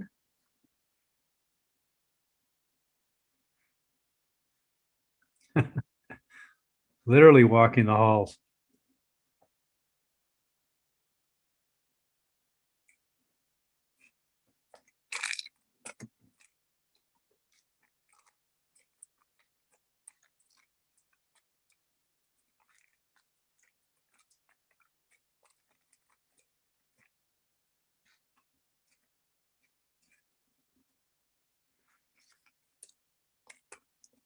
Hello, hardworking Health and Human Service Committee.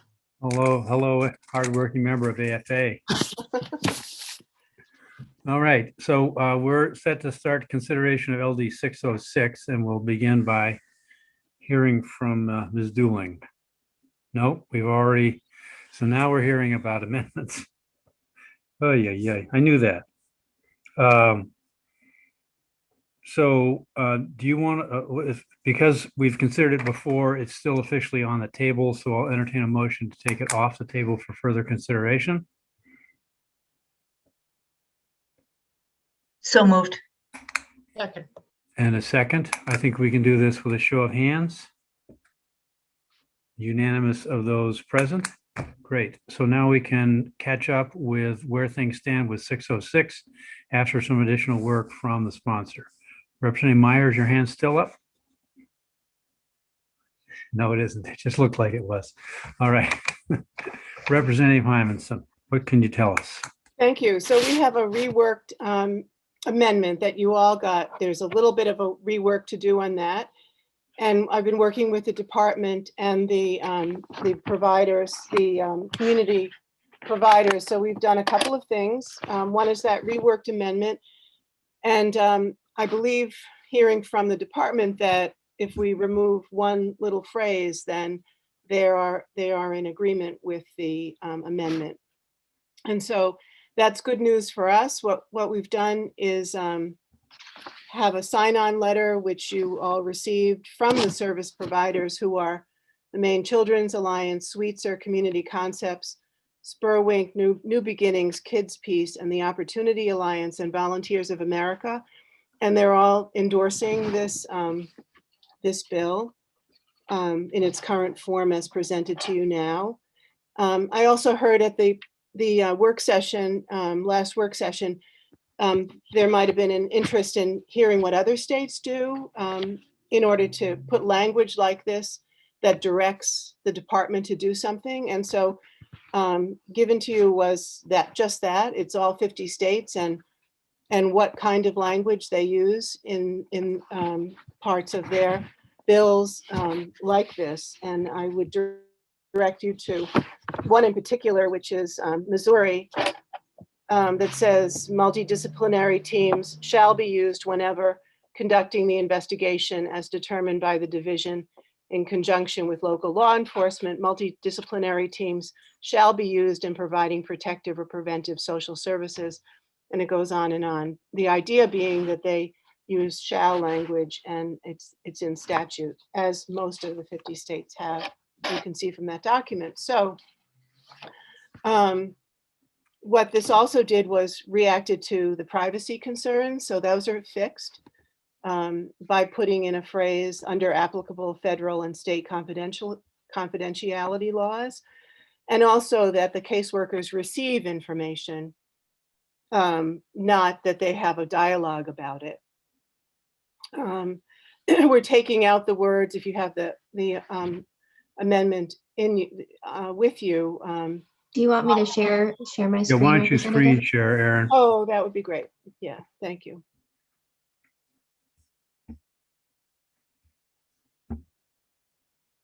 Okay, so there it is. So again, just to remind you, there's authorizing information above that authorizes the department to do certain things. And added to that is on an ongoing basis throughout the period of time the department is involved with a family and child. And then there's language below it that requires the department to do things. So this is establish and maintain a policy that requires, to the greatest extent possible under applicable federal and state confidentiality laws, again, so that the confidentiality part of this is fixed. Caseworkers receive information, so it's not a back and forth. The idea being that the community service providers want to give information on an ongoing basis. That's the phrase that we would cross out on an ongoing basis, because you don't really need to say that if you're saying throughout the period of time the department is involved.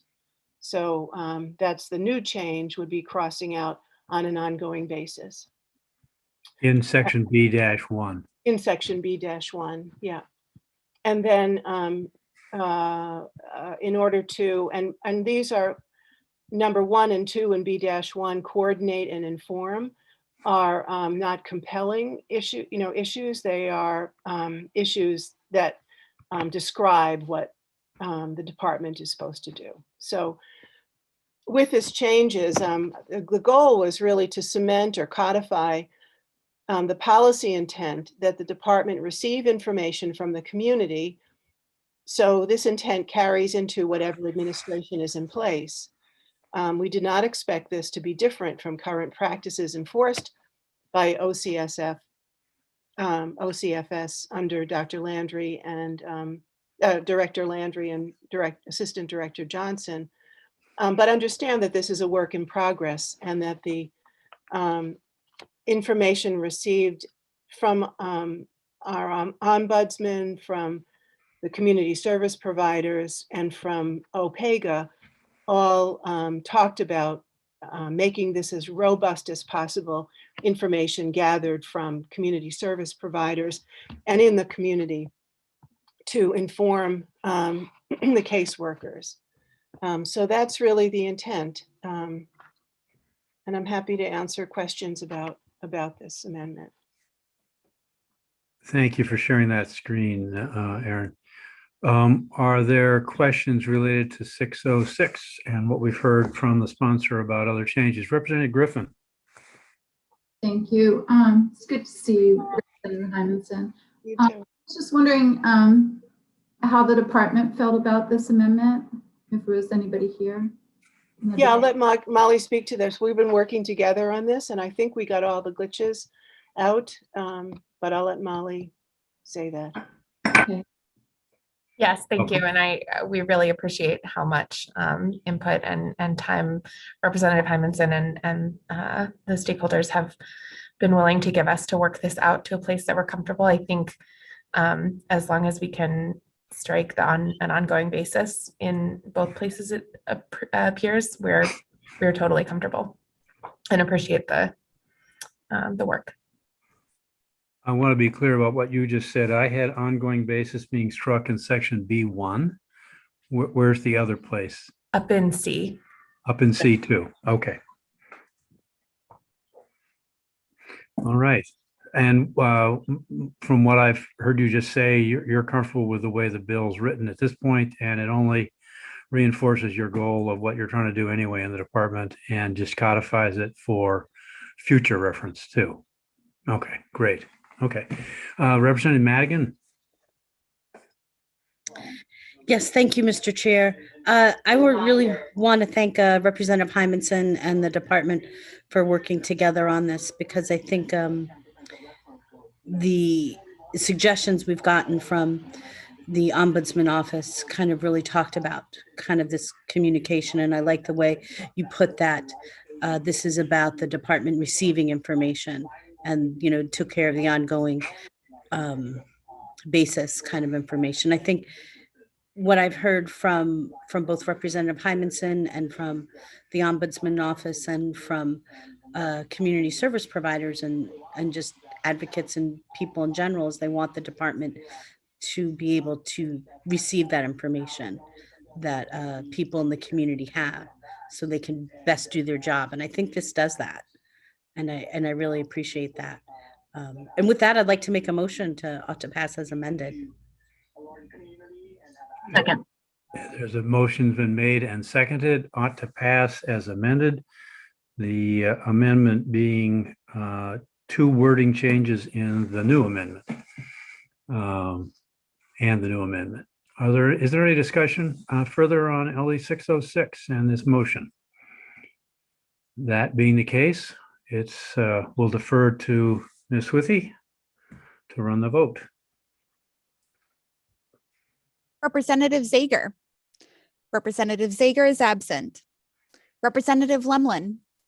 Yes. Representative Lemlin, yes. Representative Stover. Yes. Representative Stover, yes. Senator Baldacci. Yes. Senator Baldacci, yes. Representative Perry. Representative Perry is absent. Representative Griffin. Yes. Representative Griffin, yes. Representative Connor.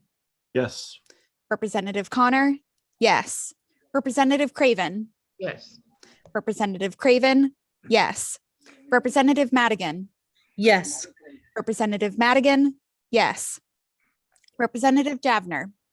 Representative Javner is absent. Senator Moore. Yes. Senator Moore, yes. Representative Meyer. Yes. Representative Meyer, yes. Senator Claxton. Yes. Senator Claxton, yes. That's 10 yes, 3 absent. So Representative Hymanson, back to work in AFA, but thank you for bringing this forward and for all the work you did. Thank you. And thank you to the committee for organizing it. It was really helpful. I have to say, to hear your comments and hear the department's comments. It's what our public hearings are for and our work sessions are for. For me, it really worked on this side, watching this bill get constructed. So I appreciate your feedback and back to your hard work. Thank you. And thanks again to Molly for her efforts and those of the department. So Appreciate that, trying to get to a good spot. All right, the current and revised plan is to hear LD 739 and then 1553 before we take a caucus break to discuss the two radon bills. So I'd move to consideration of 739.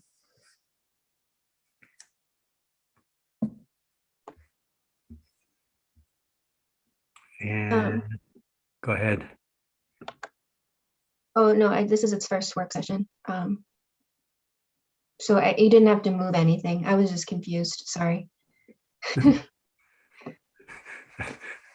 I'm regularly that way, so I count on you to clarify things. It makes me nervous when you're confused. All right. So 739. We had some feedback coming from the department. The bill currently isn't on the table, right? We've heard this before, no? Right. So this is the first work session. I submitted a memo to the committee outlining kind of a little bit of background information about this, the bill and some of the issues I've identified with the bill. I'm happy to go over that briefly with the committee if you'd like me to. Would that be helpful to committee members to have? Yes. Yeah, and a screen share in the process? Yeah. Okay. I'm not going to screen share my memo, but I am going to screen share a graphic that I hope helps orient us all. So this graphic is from an OIG report about the use of payment suspensions by Medicaid agencies across the country. And what I like about it is that it kind of shows us exactly where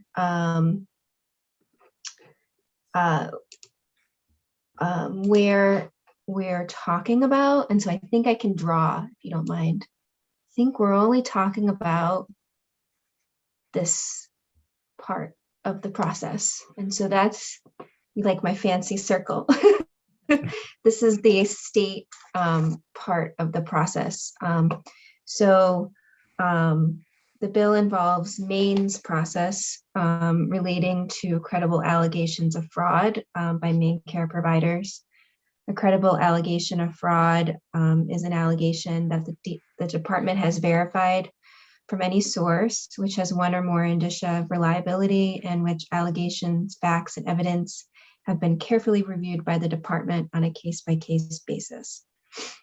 When the department receives an allegation of fraud, it conducts a preliminary investigation to determine whether the allegation is credible. So that's this.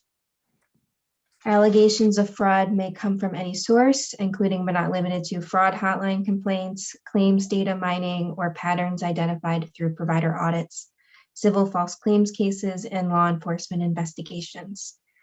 If the department determines that the allegation is not credible, then the fraud case is over. If the department determines that the allegation is credible, Maine and federal law both require the department to suspend payments, either in whole or in part, to a main care provider unless there's a good cause exception. And so that's this determination here.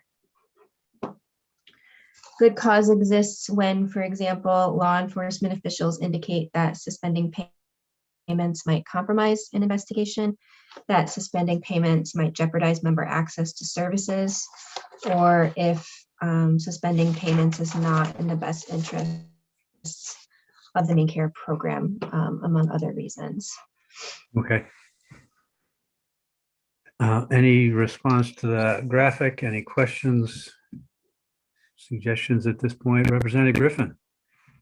Yes, I'd like to make a motion to table this. I know the sponsor is here, but she's still trying to, she's still meeting with different people, and she would just like more time to work on this bill. There's been a motion to table I'll second that motion. with a second. So I think we can probably do this with a show of hands. All those in favor of the tabling motion, please so signify. So that's unanimous of those present. So the bill is tabled for future consideration. Do we have a time frame for when we might hear back? Because we have a time frame from the presiding officer. Yes. Can I speak? Oh, sure. There you are. Oh, good. You're already in the room. I didn't see you. Yes, I'm here. Hey there. Thank you, Senator Claxton and Representative Meyer. I've been with you folks all morning, and I just want to say thank you so much for your PFAS work. It seems like it's going to jive really good, but with what we did in ENR, and good work on that. But that being said, I have been working on this. I've had some setbacks because Attorney Slater has been quite ill. He's a disabled veteran and he's been in and out of the hospital. But this morning he's actually he's speaking, having conversations with Maine Health as well as Rick Erb. So and I'm hoping they get that done today. And I hope I can bring this back as soon as possible. I understand this is really, really difficult legislation and the circumstances under which it has been proposed. And if we can't find a solution, you will know ASAP. So I'm hoping to do this post haste. Okay. So we'll hopefully get this back on the calendar next week. Fingers crossed. Because that's about as much time as we got. I will let you know. Hopefully it'll be before the end of today that I can let you know. Oh, great. I don't want to create additional pressures, but I'm okay with that. okay, good. All right. So thank you very much. So the motion has been tabled. We're hopefully get it back in a slot next week. Is the intent, and earlier is better, but we'll see how it plays out in the next 48 hours, 24 hours. So we'll move on to consideration of LD 1553. Thank you for being here, Representative Connor. We'll see if we can get to what you need to get to. Thank you. All right, LD 1553. This is an act to amend the law governing main care coverage of chiropractic treatment. This bill requires all chiropractic services that are within the scope of practice of chiropractic doctors and performed by a licensed chiropractic doctor to be reimbursed under the main care program. Under current law, the department is required to reimburse for only chiropractic evaluation and management examinations. The bill also requires the department to apply for a state plan amendment to allow for Medicaid reimbursement for all chiropractic services within the scope of practice, no later than January 1st of 2022. And if the state plan amendment is not approved by CMS, then chiropractic doctors will not be reimbursed by main care for any additional chiropractic services that are not currently eligible for reimbursement.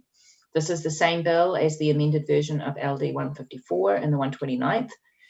We did hear some disagreement about the fiscal note during the public hearing in terms of acupuncture. In 2020, Medicare began to cover acupuncture for chronic low back pain in certain circumstances and performed by certain providers, which included doctors, nurse practitioners, PAs, and masters or doctoral level acupuncture training, which I guess pulls in some chiropractors. Billing codes that would be covered under this bill are covered by Medicaid when performed by other providers. That was the argument from the proponents. The department in their testimony provided you with 42 CFR 440 number 6.6, which only allows for reimbursement to licensed chiropractors for treatment of manual manipulation of the spine. And the department believes that they are unlikely to have the SPA approved. We haven't yet heard from, got a preliminary fiscal impact statement from OFPR, but I did just want to address that a little bit. Luke did mention that the fiscal had never assumed that the volume of acupuncture was at the same level of manipulation in LD 154, but acupuncture costs 4 times what spinal manipulation costs. He said it is certainly possible that the level of acupuncture estimated in the bill is high, but it is also possible that the estimate of manipulations is low, and that they are just estimates. And he hasn't yet received any information on that fiscal yet. Okay, thank you. Any questions for Anna? Any comments, thoughts about this?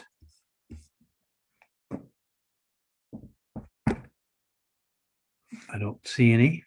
Any questions we need to bring anybody in to answer? Not seeing any. So I'd entertain a motion at this point. If there's no further discussion, Representative Lemelin. Yes, thank you, Senator. I'm sorry, I missed some of that. Okay. Thank you, Senator. Yes, I'd like to make a motion ought to pass as amended. Second. The motion has been made and seconded. And the amendment is the fiscal note. Is there additional discussion? Then we'll ask Ms. Withy to run the vote. Representative Zager. Representative Zager is absent.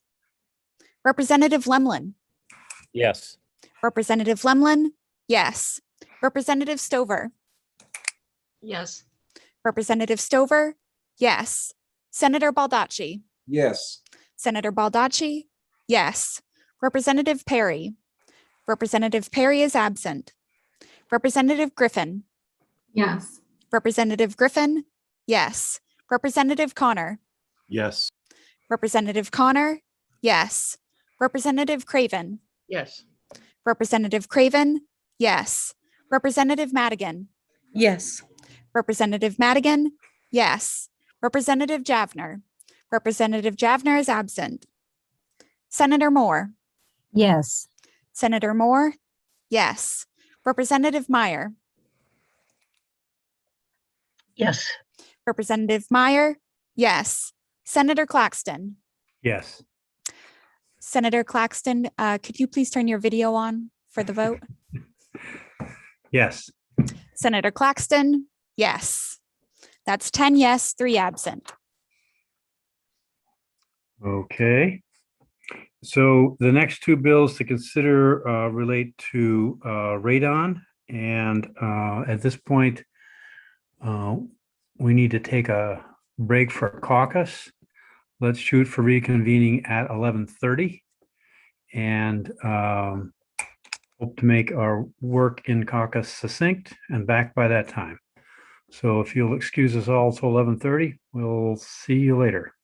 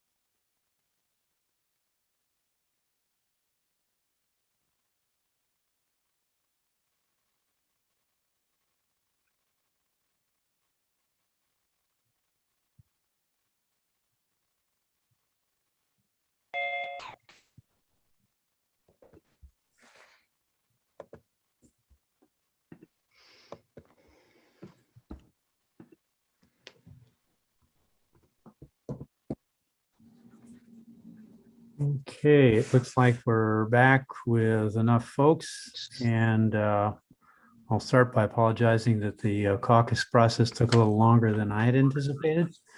So we're back for consideration of LD number 819 and 1437. Did you look at those individually or collectively, Aaron? I looked at them separately. They're really not Yeah. overlapping. Okay, so you want to start with 819, and then the question comes that there's an amendment out there. So maybe we should start with the amendment. Okay, so do you have the amendment to put up on screen share? That'd be great. Yeah, just take me 1 second.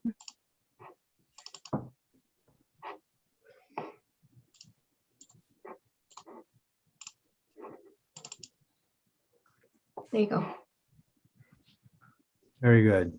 So Senator Baldacci, do you want to briefly describe what's in your amendment?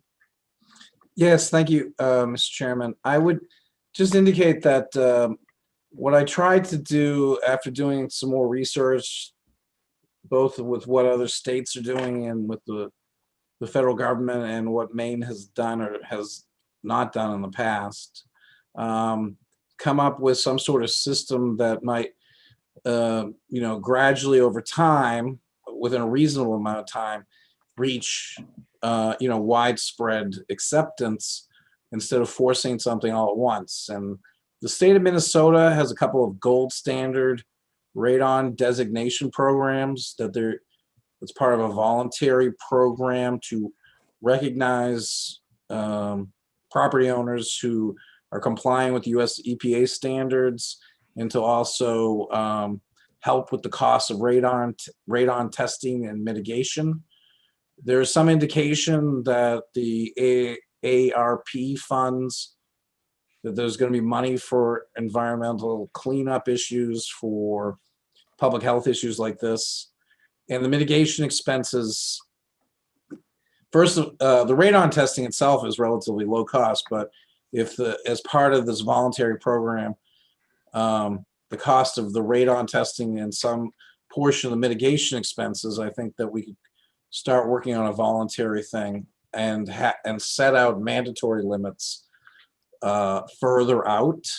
I have 5 years out because I wouldn't want to do it any longer than that. I mean, you could make an argument for shorter than that, but the mandatory limits, at least having them out there, I think will help incentivize people to partake into the voluntary programs and give them time to acclimate, adapt, learn.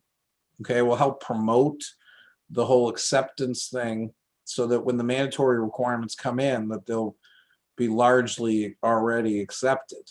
But in the interim, having these voluntary standards so that we can move forward. The state of Maine scrapped any major radon things back in the early 2010s. The current law about testing once every 10 years really has no follow-up. I dare say there's no enforcement and really doesn't meet any accepted scientific guidelines in terms of radon.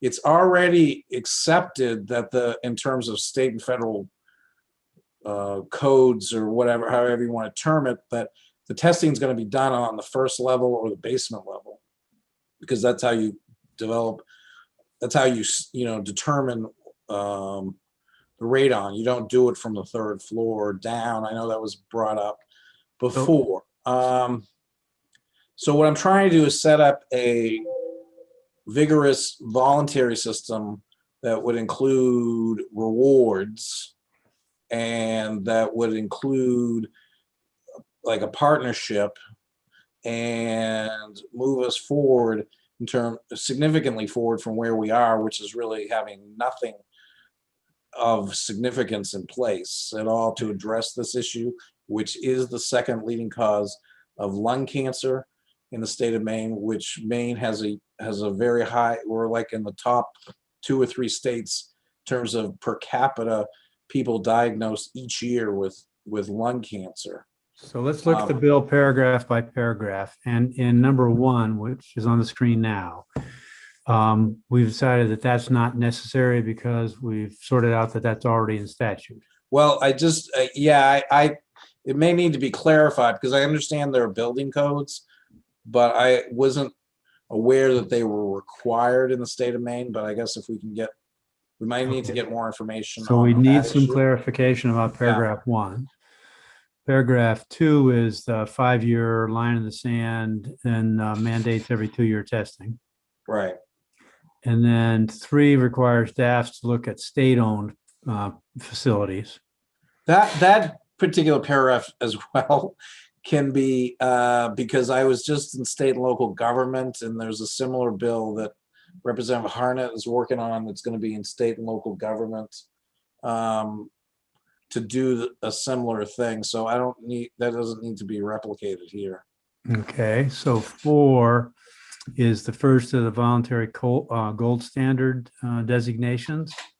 So that your intent is by early next year to create an incentive. And the incentive is to get started on the work, knowing that you could get maybe $600 in mitigation expenses covered. Correct. And yep. Okay, and then 5, it doesn't sound like we need 5 anymore because if we get 1 sorted out. Right, right. And in its place, I mean, I would offer up to the committee that we could also look at doing a voluntary residential purchase and sale type of gold standard program. These are based on what the state of Minnesota is doing, which they have found to be effective.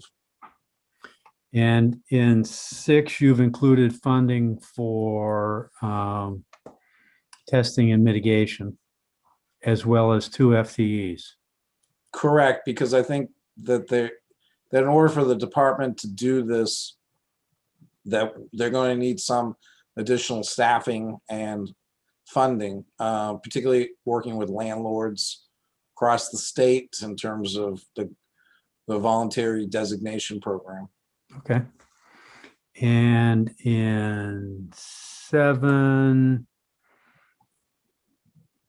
there is currently a radon relief fund the state of Maine has. I think I sent Molly a question a couple days ago. I don't recall getting an answer, but we need to see what's in that fund because there are fees collected from mitigators. Licensing goes into some sort of state fund, but there wasn't.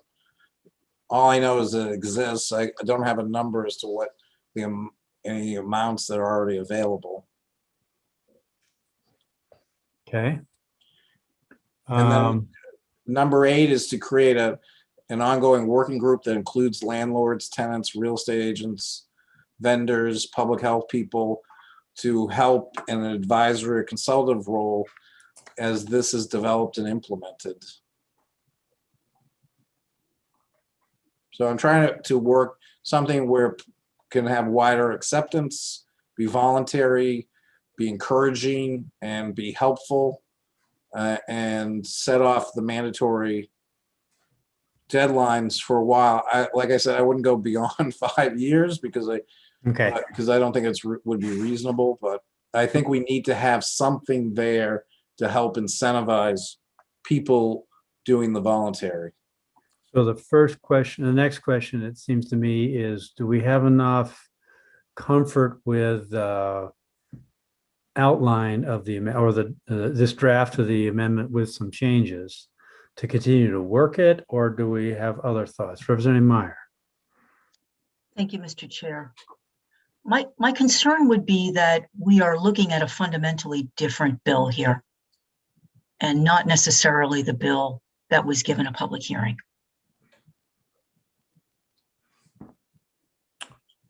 Because, okay, because the initial one was focused on landlords and testing.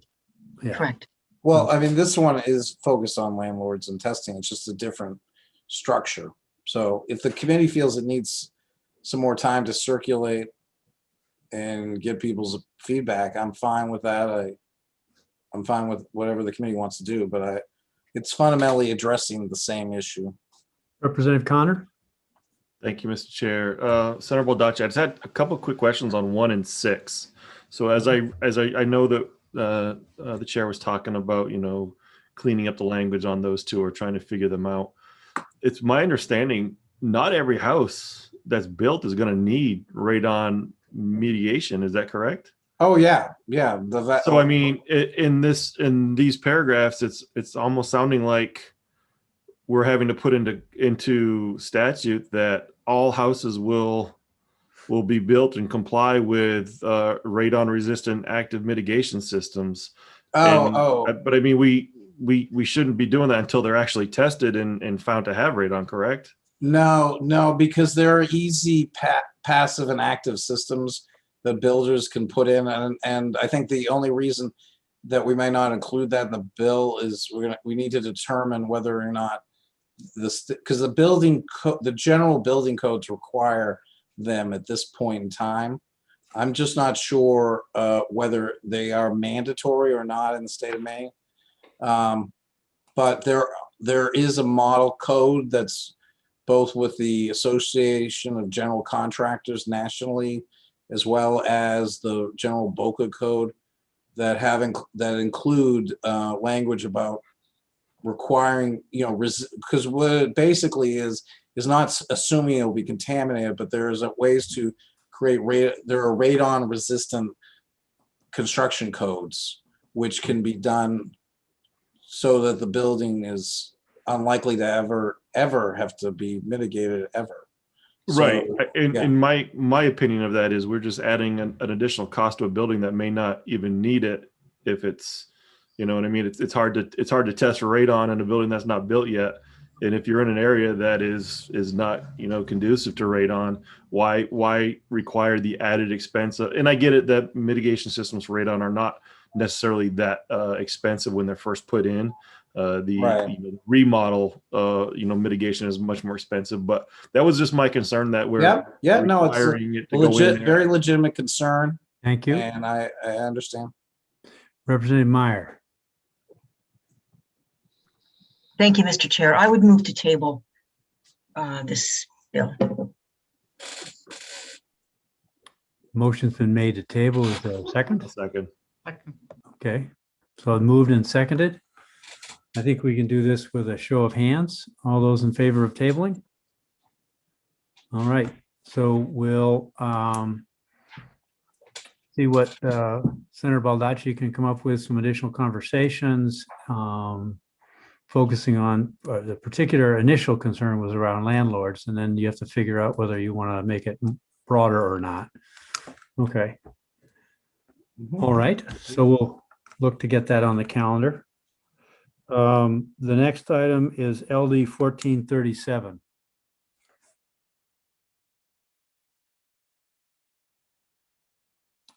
And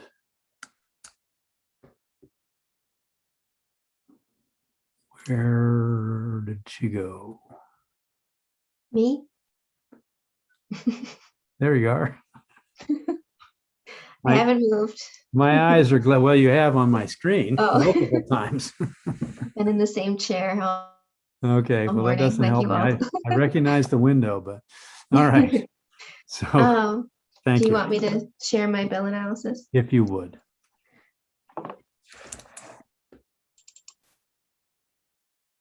Okay. LD 1437 is an act to reduce poisoning from radon, arsenic, and other air or water pollutants by expanding education, testing, and mitigation regarding those pollutants.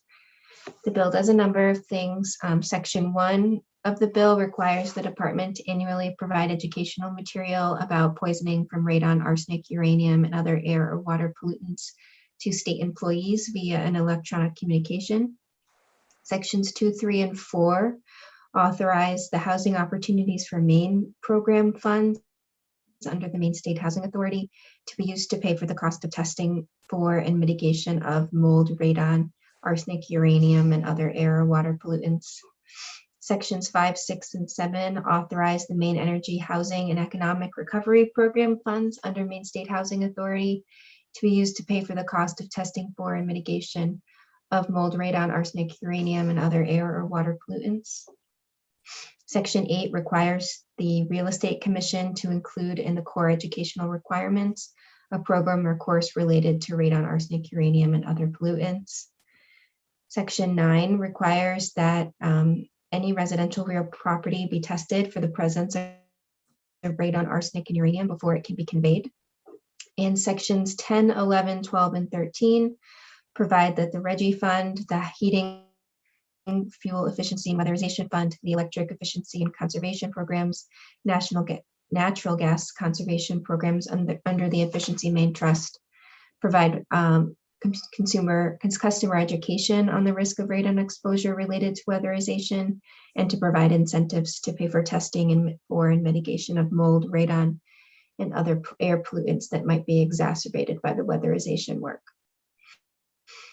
You heard some issues raised at testimony, the public hearing rather, in testimony from Efficiency Maine Trust about it's outside of the scope of their work, about avoided energy costs, that it might now make the programs no longer cost effective, and it inserts complexity and unpredictability into the trust budget. The Maine Association of Realtors in regards to section 9 indicates that this is the testing upon conveyance of property language, that it doesn't specify guidelines or timelines for testing, which party would be responsible, and whether the property needs to be tested before each conveyance or whether one test is sufficient for a period of time. You also received some specific amendments from the testimony related to the bill as drafted. Defender Health suggested with the conveyance of property section to make the requirements for water testing only applied to homes with a private well, and Maine Indoor Air Quality Council made the same suggestion. And to expand the requirement for well testing to be everything recommended by the department under statute.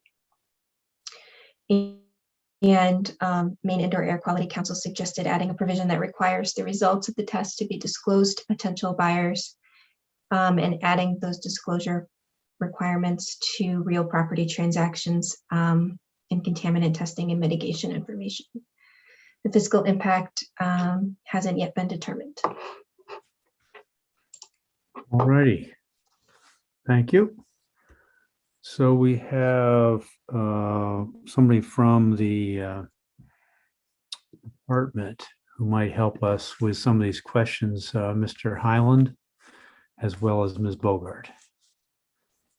Was that what you were going to suggest, Molly, that we bring in Mr. Highland? Yes, Jay is our radiation program manager, and you probably don't want to hear from me on radon, so. Okay, all right. So welcome, Mr. Highland. Morning or afternoon, I guess now. It is afternoon now. So we've been talking about radon and other pollutants, but mostly focusing on radon for right now. What can you tell us that we should know before we step into this? And which committee do you most often deal with? That'll be my first question. Usually HHS. Okay, all right. I was just wondering if it might be housing, but anyway, okay. So what kind of questions do we have for Mr. Highland and his expertise? You saw the various elements of the bill. Any response to any of those elements is welcome. Many of them don't affect us specifically. We are always in favor of education, and certainly that's why I'm here. If the committee needs any education on radon, I'm more than willing to provide it. And certainly the idea of educating state employees, we support. I would support that. How about educating realtors? Understanding that that's not within your purview of licensing, probably. Correct. We have created a course that's approved by the Maine Association of Realtors, a 3-credit course. I don't think it's a bad, like I said, I don't think the education is a bad thing, certainly. And like I said, I'm more than willing to provide it. And as I recollect from testimony, you have been providing it, and the sign-up sheet is still clean. Yes. All right. So nobody's taken the course. Okay. All right. How about other questions of Mr. Highland about radon? Representative Connor. Thank you, Mr. Chair. I just wanted to make a comment. I know my continuing education for my real estate license does not come up for another year. So more than likely, you'll see a host of realtors signing up for those courses in the coming year would be my suspicion. But, you know, in looking at some of the real estate documents, there's numerous times that radon is brought up, whether it be on the inspection document, the transactional document that every realtor hands out to every potential buyer or seller also talks about radon, arsenic, and other hazards in the home. So I'm just curious to know what more needs to be done if there's all of these these requests or reminders of radon, and there's the course already out there for realtors. I'm just trying to figure out what more needs to be done from the department's view. Yeah, certainly the disclosure requirement for radon is probably driving, I would say 85, if shoot from the hip here, 85% of the testing in the state of Maine. About 20,000 homes are tested every year. Okay. Other questions, comments, concerns?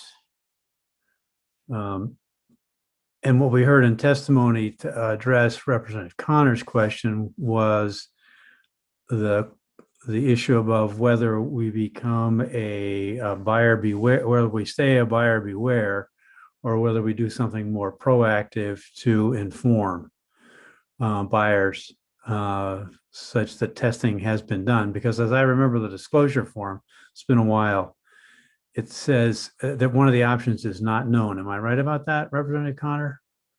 Or no information available? Is that something like that?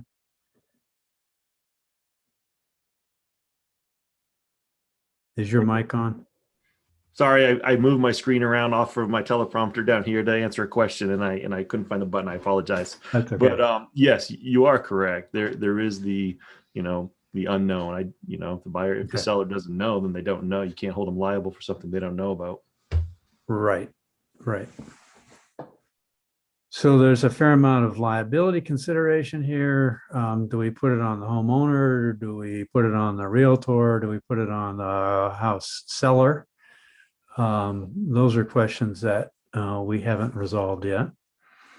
If it helps any, the vast majority of radon testing, like I said, is in real estate transaction, and they're usually conducted by home inspectors. About 78% of our licensed testers in the state of Maine are home inspectors. And so the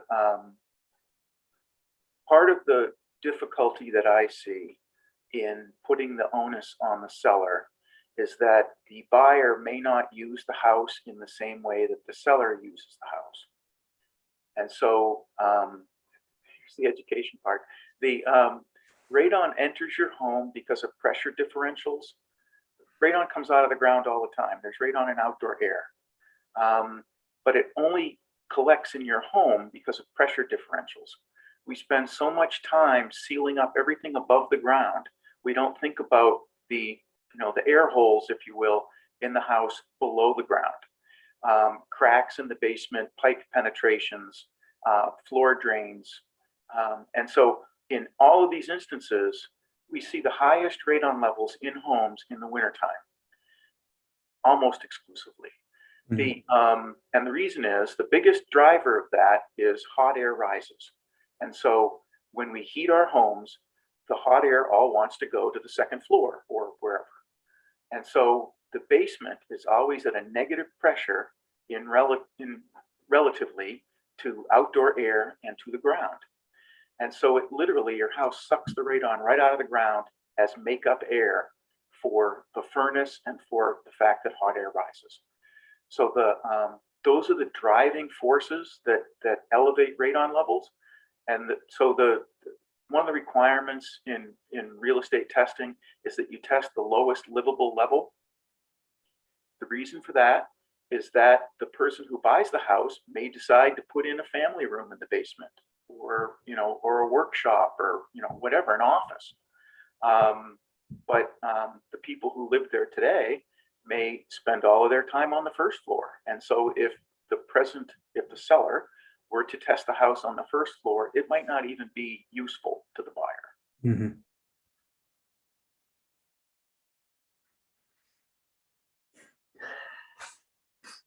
I'm sorry. I'm learning all the time, and it was because of this conversation 2 years ago that I did some radon testing in my house, and now have a mitigation system. So it's helped some of us because somebody was giving out free radon testing kits. So my sense is, and correct me if I'm wrong, that there are a number of unresolved issues here. So my question to the sponsor then is, of the ones that are out there, do you feel like you have enough direction or focus to bring back some with some additional clarity that we should consider, as opposed to the entire list? Maybe somewhat indistinct question, but I acknowledge it. Okay, thank you, Mr. Chair, for the question. As I understand the question, it sounds like the unresolved piece here, or pieces, really have to do with the real estate transaction piece. Who would be required to pay for that? And that's pretty much all we focused on in terms of this part of the bill. So I can work on that a little bit further. It's important to also keep in mind here, I wanted to bring to the committee's attention that we may have a significant opportunity with the American Rescue Plan funds to assist with testing for low-income households, rural households, with Section 6002 of the bill. And I am going to be in communications, or I am currently in communications with Beth Busang, with the Mills administration to work through some of those details and see if we can come back to the committee with more in that regard once we get more guidance from the feds. But in terms of contractual liability here, that needs a little bit more time to work out. Okay. And the other thing I think, coming from incrementalists, is that it may just be easier to get the radon piece of this pinned down to your satisfaction, with the idea that in subsequent cycles we could add the arsenic and the other air or water pollutants. It seems a little bit open-ended to me. Yeah, sure. So I think that just when looking at the real estate transaction process, when you are hiring a home inspector, typically that is when you are getting in there and you are testing radon and arsenic and any other tests you want to get done, that's the time to do it.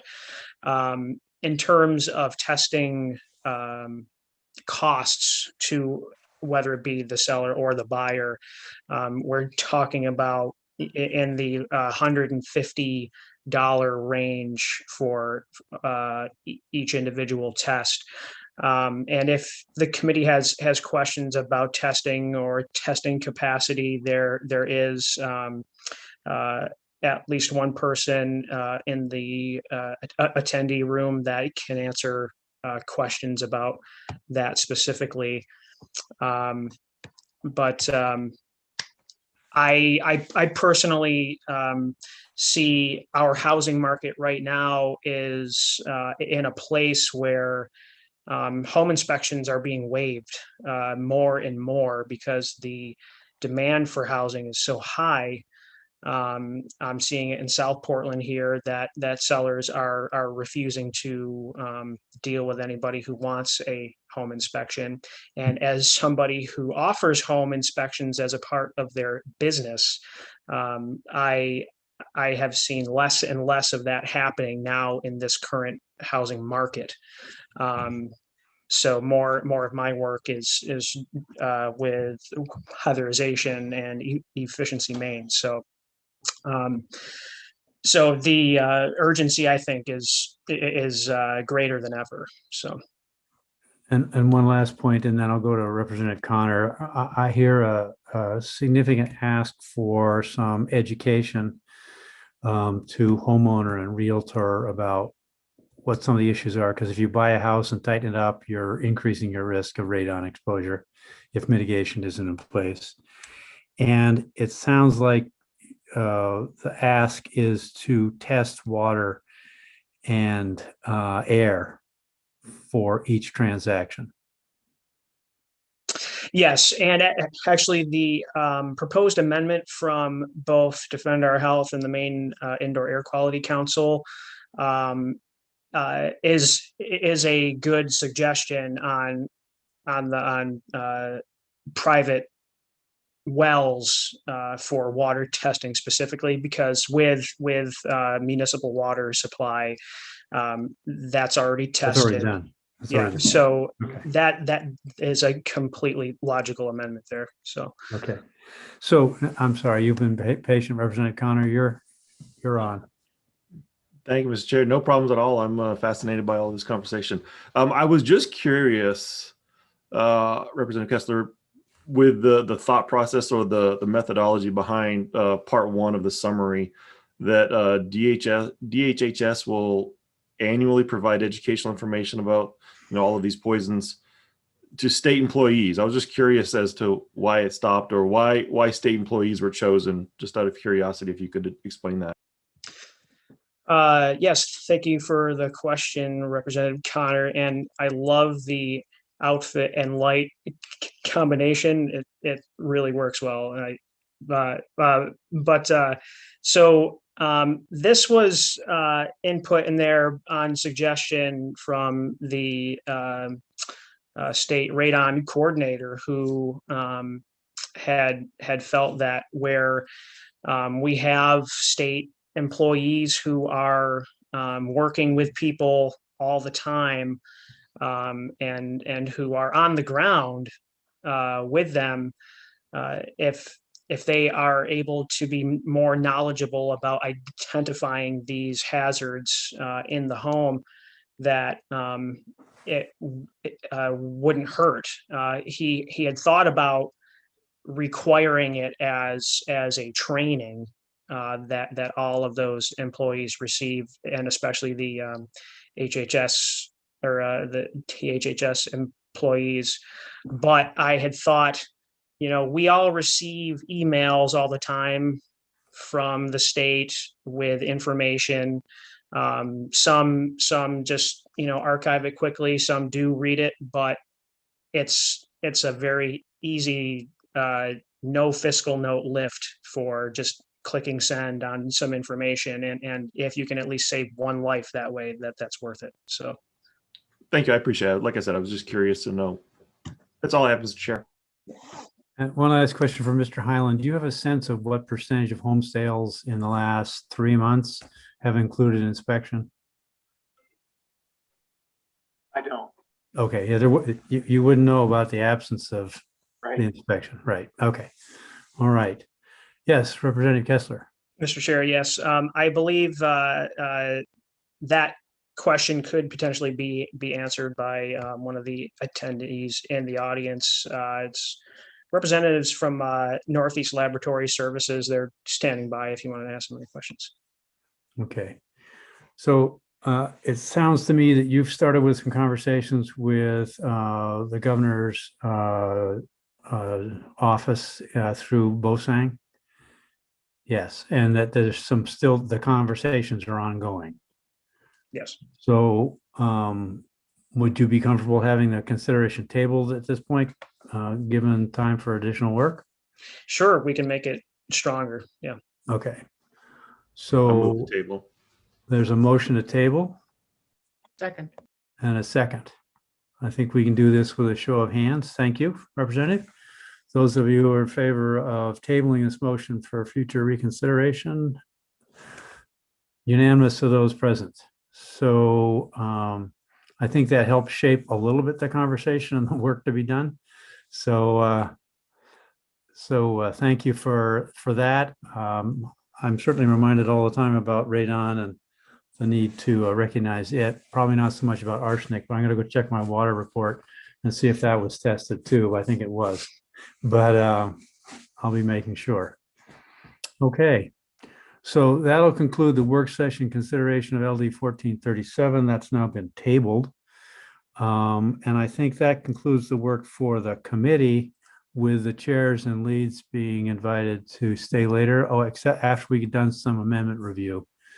So I'll turn it over to you, Representative Meyer, and I'll be back in about 5 minutes.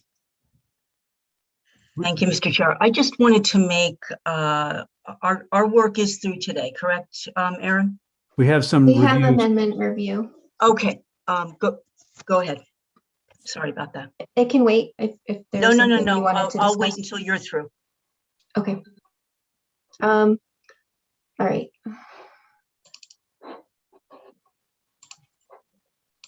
Sorry, I'm just trying to switch gears from bill analysis to amendments. Okay. So LD 595 was the bill about the increasing the rate for the dental ambulatory surgical centers in Maine. Nothing about the language of the bill changed. So what you're looking at is just the fiscal note that's come back that shows in the first fiscal year approximately $31,000 of general fund, and then in the future fiscal years between around 148, 147,000 of general funds to increase that dental rate to $1,250 per procedure occurring in a freestanding ambulatory surgical center.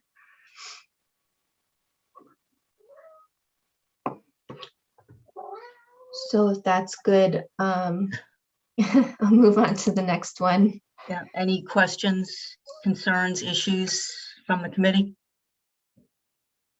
Seeing none. Similarly, LD 979 also didn't have any language changes, so we're just looking at the fiscal note here.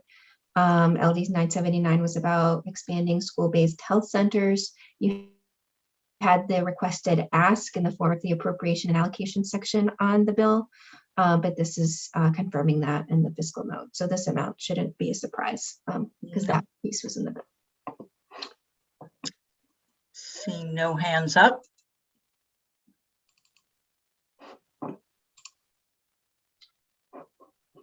Can you see 265 or are we not? We can see 265. Okay. So 265 was an act to provide women access to affordable postpartum care. It extends for Maine Care members postpartum coverage up to 12 months following the delivery of a child. For Maine Care members eligible if their family income is equal to or below 200% of the non-farm or the federal poverty level, and if a person is legally admitted to the United States.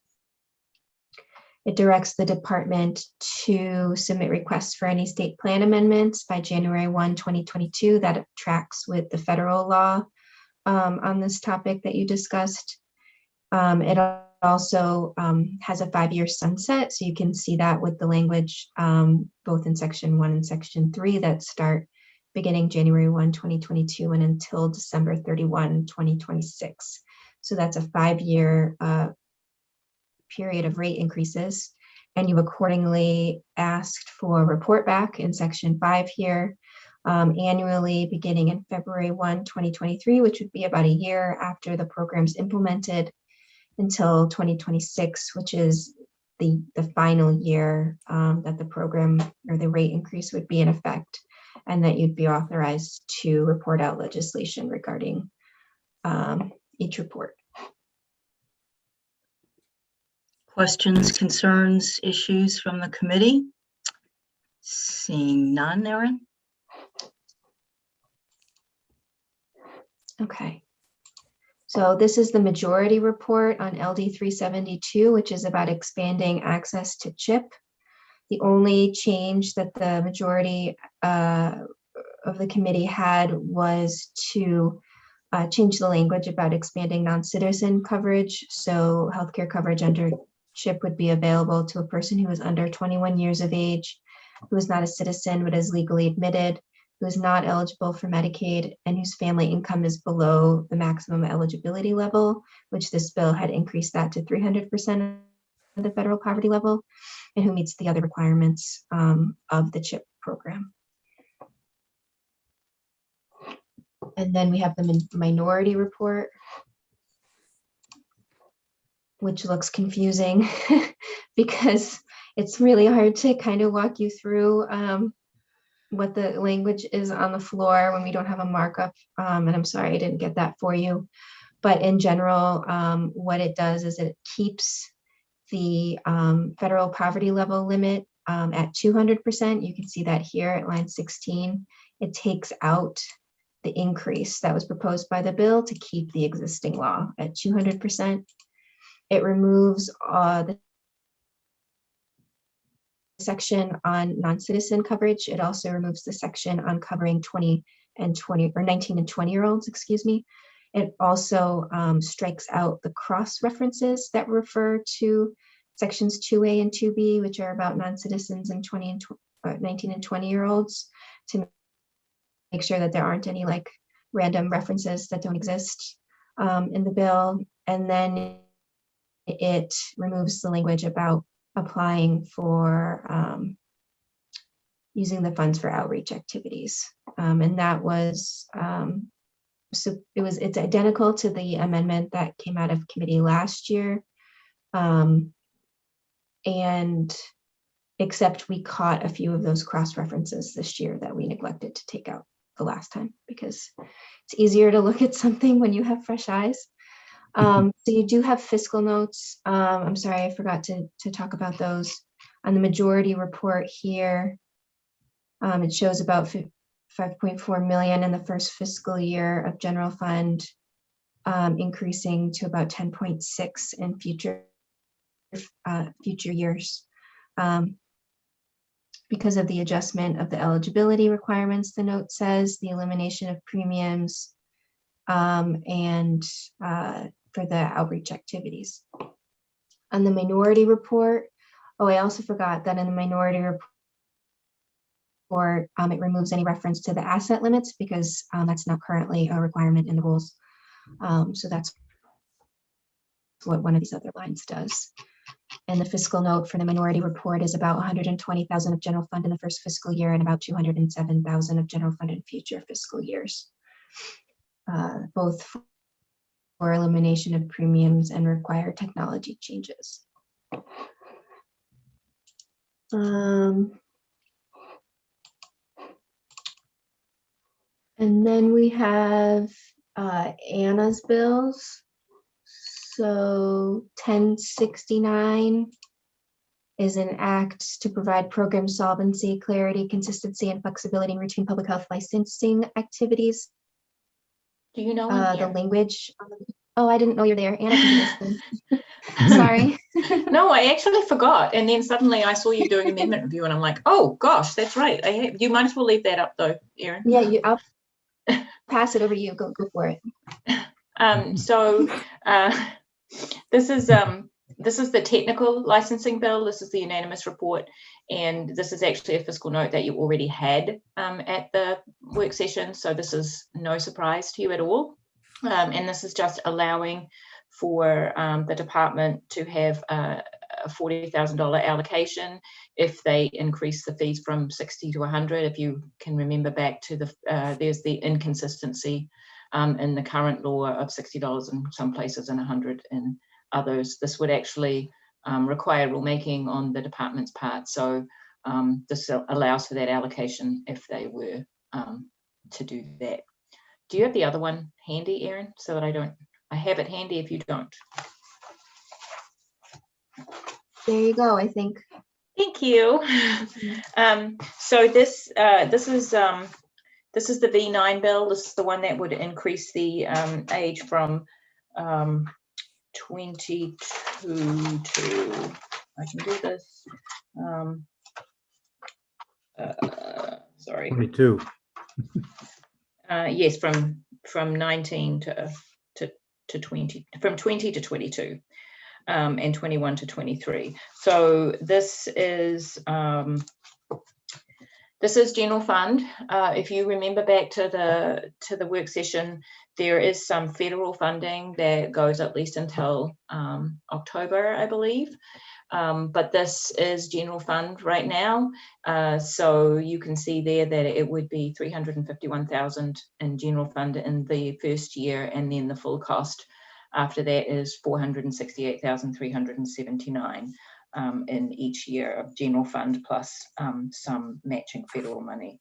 So this is a fiscal note that you did not have at the work session. So you knew there would be a cost, so you voted ought to pass as amended with a fiscal note only. And this is what we have now received. So as long as you're okay with that, that one is also ready to go.